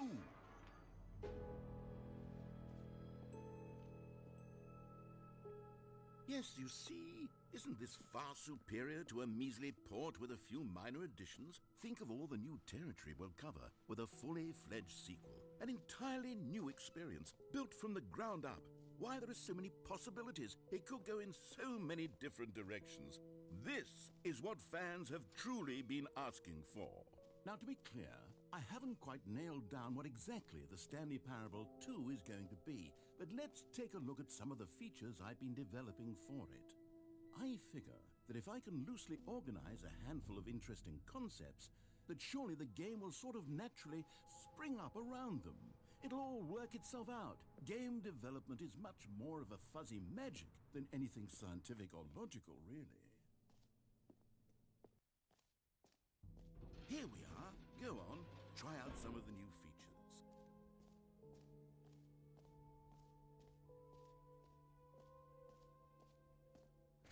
For the Stanley Parable 2, I asked myself, what do players really want? And of course, the first and most obvious answer is that they want to be individually recognized and validated as people. So with that in mind, my first addition to the game is this button which speaks the name of the person playing the game. Isn't that wonderful? Jim. Sorry, I should have clarified. Right now, the button only says the name Jim. But of course, in the final game, this button will say your name, whatever name that is. Here, let's have you role-play as Jim to really simulate the full experience of this feature. Just play along. I promise you'll love it. Okay, here we go. Let's take a deep breath, clear your mind, forget whoever you are, and simply become a person named Jim. Jim. Whoa, hold on. I wasn't finished setting up the backstory. If you don't properly roleplay as Jim, then you'll never understand the impact of this button. Otherwise, it's just a stupid button that says somebody else's name. Okay, we're doing it again, and this time let me finish first. Now, allow yourself to become Jim. Jim. All right, fine, whatever. It's just a meaningless button that says Jim. Are you happy now? Get out of here. I'm done with this button. Why don't you go humiliate me in front of a different feature that I worked very hard on?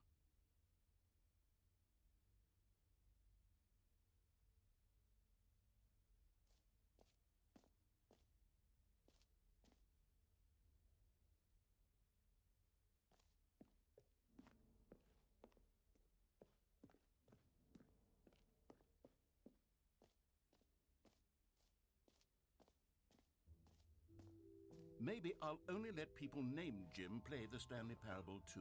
They would appreciate what I've created here.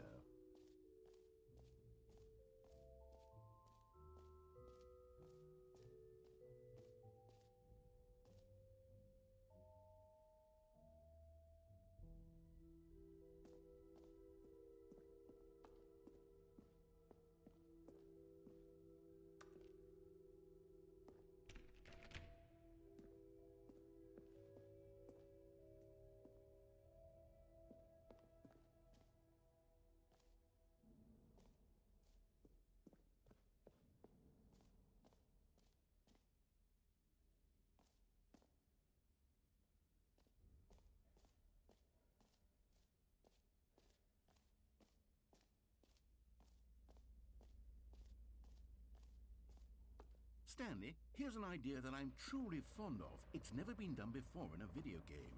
This is, in fact, a hole that you can fall down forever. That's right. Infinite falling. You can fall until the end of time, if you like. A stunning leap forward for video games as a medium.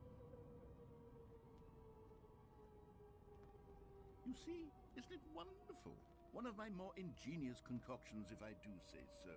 Now then, since you've gotten to see the infinite hole, you can press the teleport button to pop back up to the top, and we can continue onward. Great. Now, I'm very excited to show you even more of my ideas for the sequel.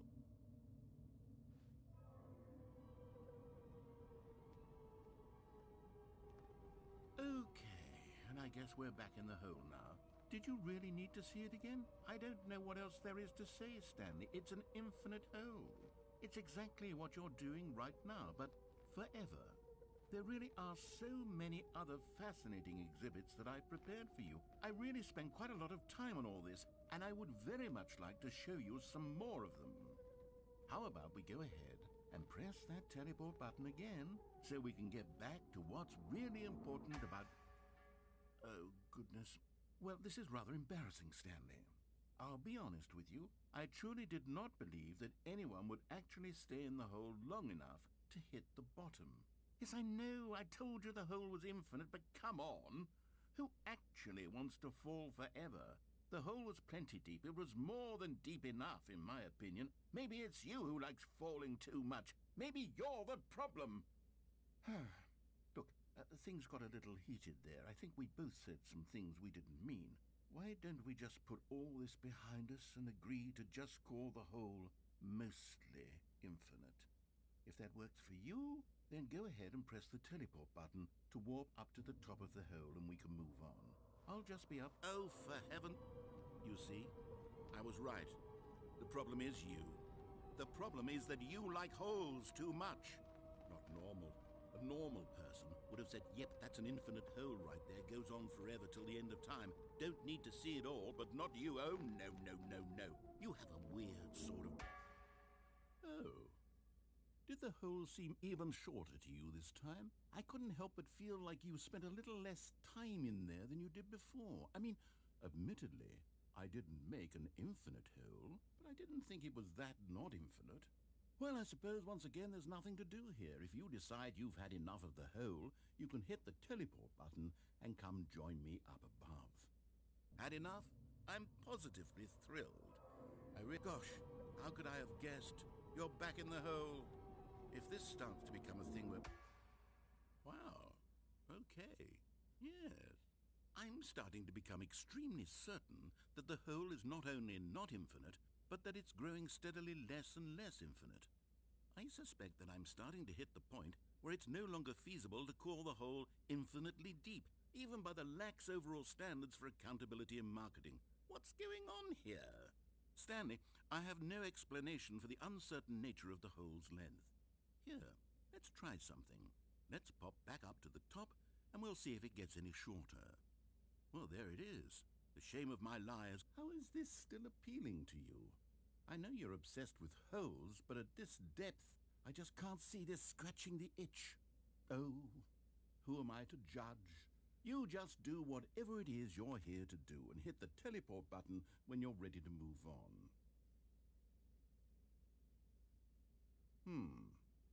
Is the, teleport button not working? You sure? Well, I mean, I really don't have an explanation. It was working just a moment ago. Try it again. Still nothing? Well, I suppose there is one thing I can do to fix this. I'm out.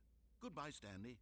You couldn't bear to be away from the hole, and now you'll get more time with it than you could ever have asked for. It's a win for everyone. You get to be with the hole, I get to do literally anything else. Take care, Stanley. I hope you and the hole have a wonderful rest of eternity together.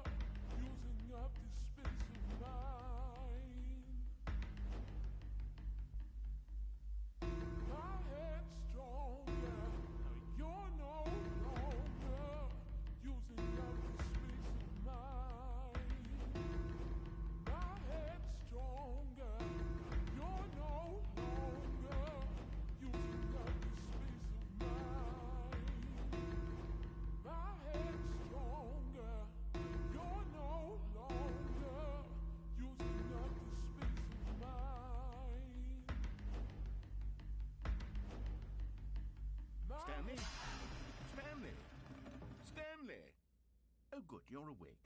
It seems you had sort of dozed off there, drifting away into dreamland. But we can't have that, Stanley, because this hole is just so darn fascinating that I want you to be wide awake for every second of it. You don't want to miss a single moment.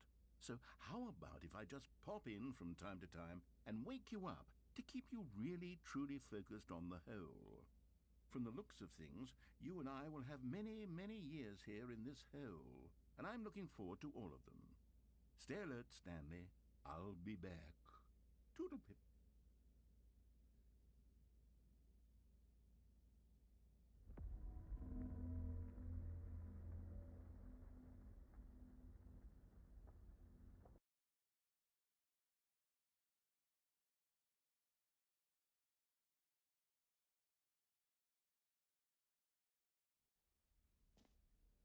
Here we are. Go on, try out some of the new features.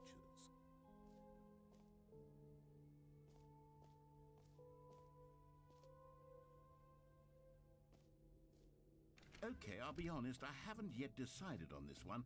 I think that in the new version, the office could use a bit of decoration, like balloons. But I'm undecided on Get Well Someday and Happy 12th Birthday. Which would you go with? You know, sometimes when you solicit another person's opinion, it makes you realize that you knew which one you actually really wanted all along. Happy 12th birthday, step-niece, it is. Or actually, maybe I should have gone with...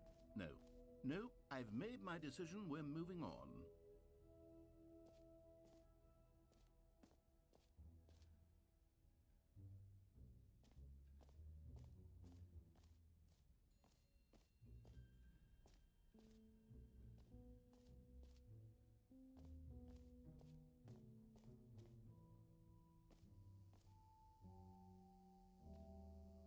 Now, here's something special. You remember that broken test trophy that got left in the game on accident? Well, I'm developing a technology to simply give you the trophy. Yes, you see, you'll come to this... Okay, perhaps I should have clarified. This is technology that will exist. Right now, the trophy is still fully broken. I'm not a wizard, Stanley, but I guarantee it will be fixed in the sequel, to at last satisfy the hordes of ravenous fans all over the world who have been uproariously demanding this feature. Gamers, we hear you, and I promise it will happen.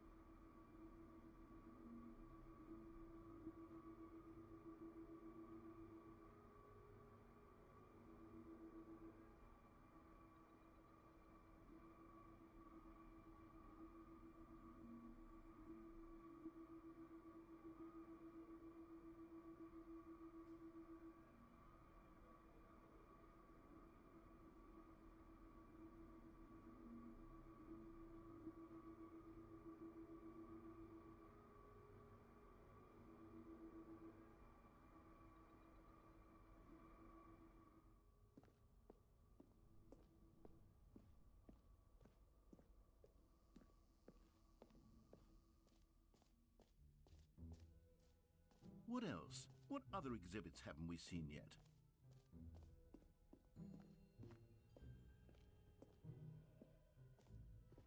Ah, collectibles. Now it's a real video game. In the Stanley Parable 2, you'll run around gathering up these miniature Stanley figurines. And what's truly innovative is that there will be no reward for collecting all of them. I don't want to stifle the intrinsic joy of watching a number go up.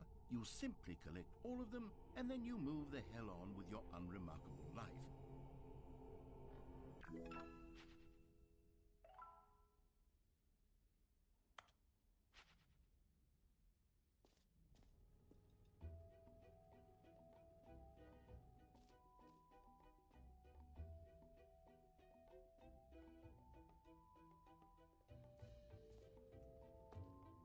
God, it really is the worst when you collect everything in a video game and then they give you a big fancy reward for it. Absolutely tragic.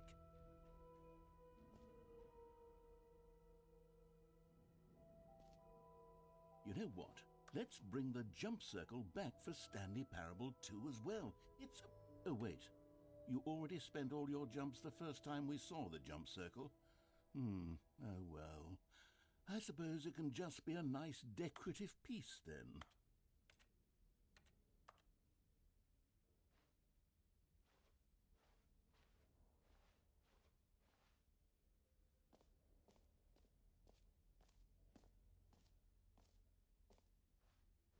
Calling it the Stanley Parable 2 is just so much catchier than Ultra Deluxe, don't you think?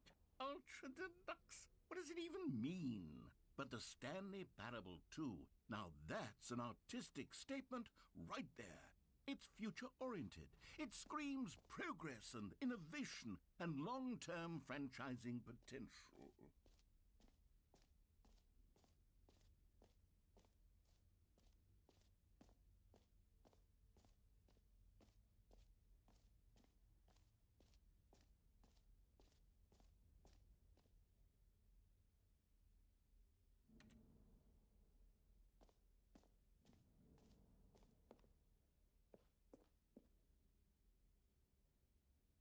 A common complaint of the Stanley Parable was that it was confusing and paradoxical, that it engendered a chaotic sense of reckless despair in those who played it.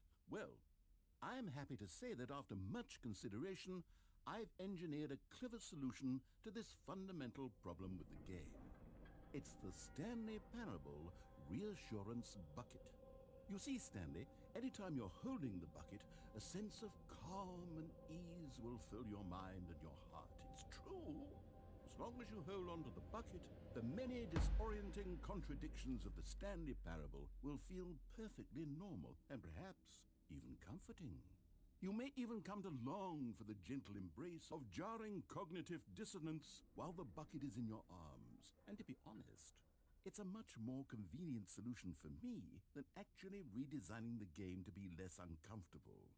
Can you imagine what a pain in the ass that would be? Yes, the bucket is the perfect solution. Come on, give it a try.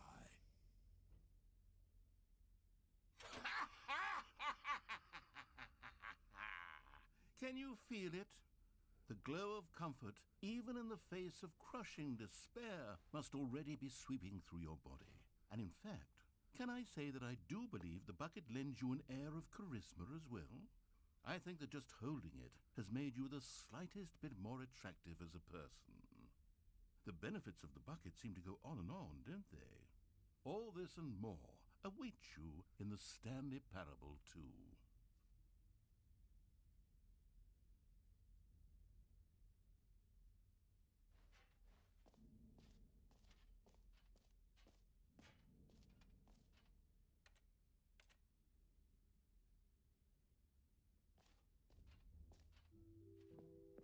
Does anyone give out awards for most enjoyable bucket in a video game? That really should be an award if it isn't already.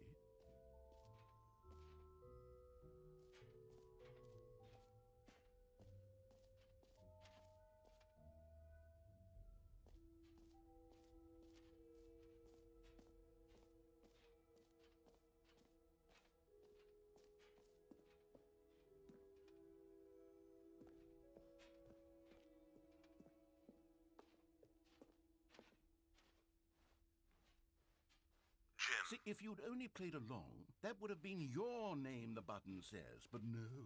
Instead, I can't even think about it. I'm taking the Jim button away.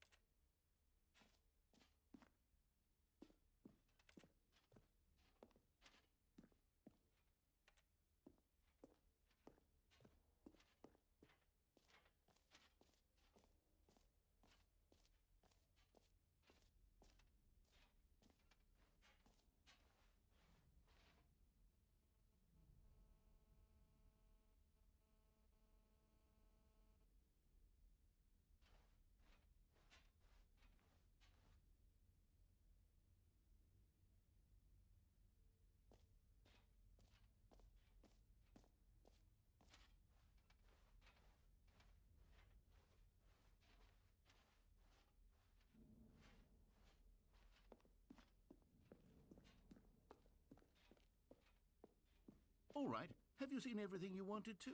Ready to move on now?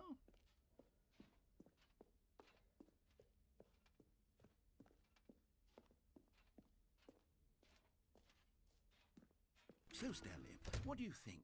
Do you like all of the new features? Yes, I know it's not exactly clear yet how exactly these features will come together as one single coherent video game, but I can feel it in my soul.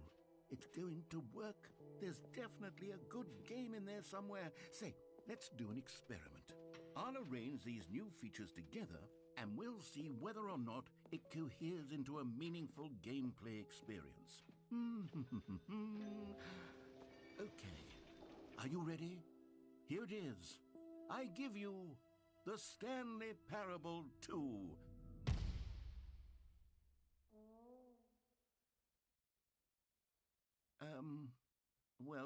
I mean, there's potential here, right? It's sort of... Okay, never mind. Hold on, let me do a different arrangement. Okay, yes, this is much better. I feel good about this. Here we go. Version 2. Who am I kidding, Stanley? This isn't a coherent video game at all. It's a lot of gags.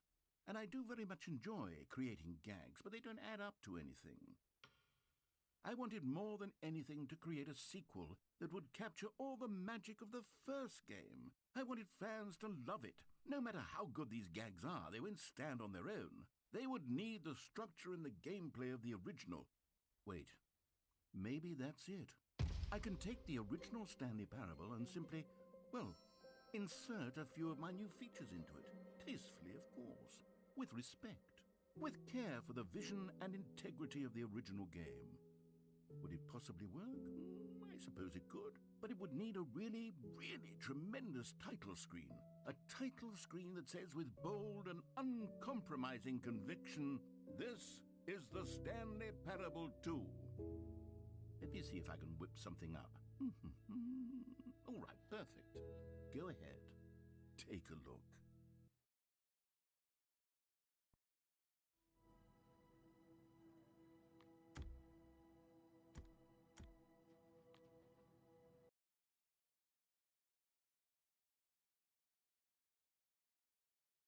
This is the story of a man named Stanley.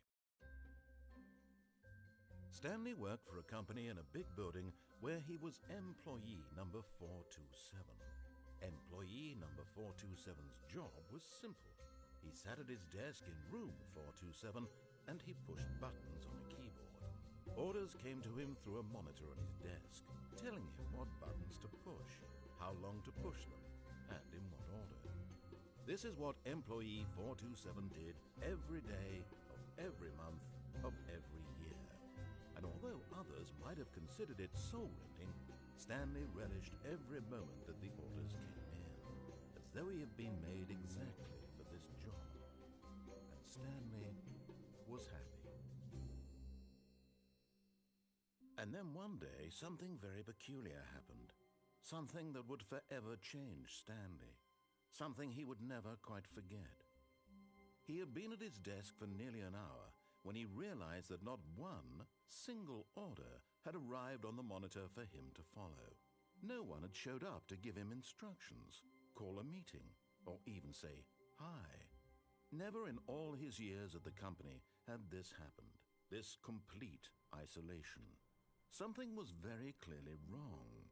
Shocked, frozen solid, Stanley found himself unable to move for the longest time. But as he came to his wits and regained his senses, he got up from his desk and stepped out of his office.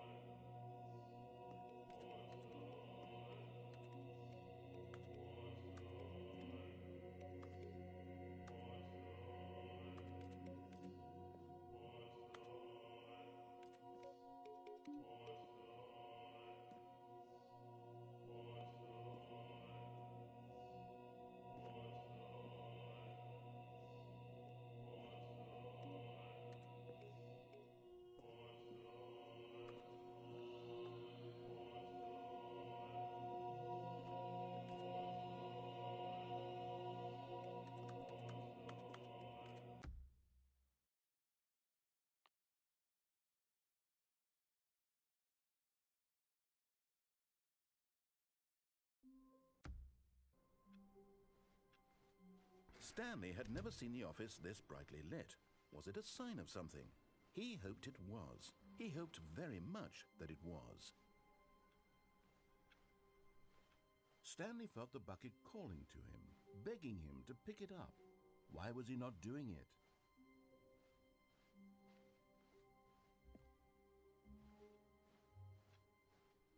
Stanley picked up the bucket.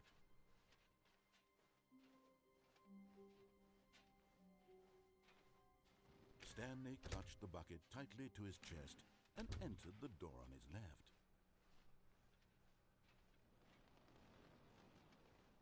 Still no one was here.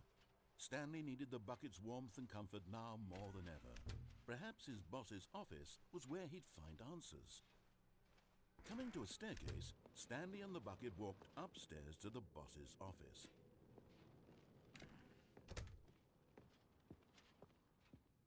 Stepping into his manager's office, Stanley was once again stunned to discover not an indication of any human life. Crushed, but Stanley guessed the correct code by sheer luck. Was it that the bucket knew all along? Was the bucket guiding him? Yes, this is certainly the most logical explanation.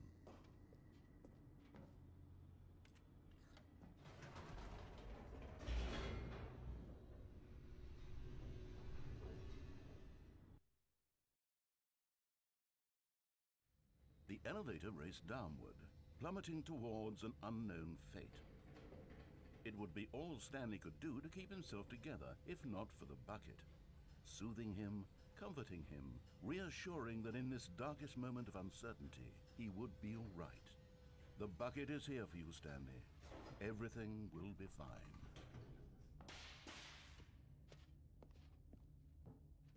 Stanley and the bucket walked straight ahead through the large door that read, Mind Control Facility.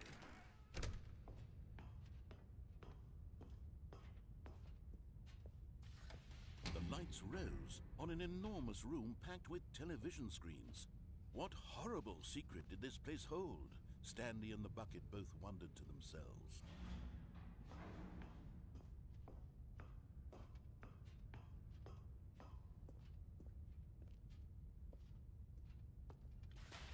The monitors jumped to life, and Stanley nearly dropped the bucket in shock. Everyone in the office was being videotaped, monitored like guinea pigs.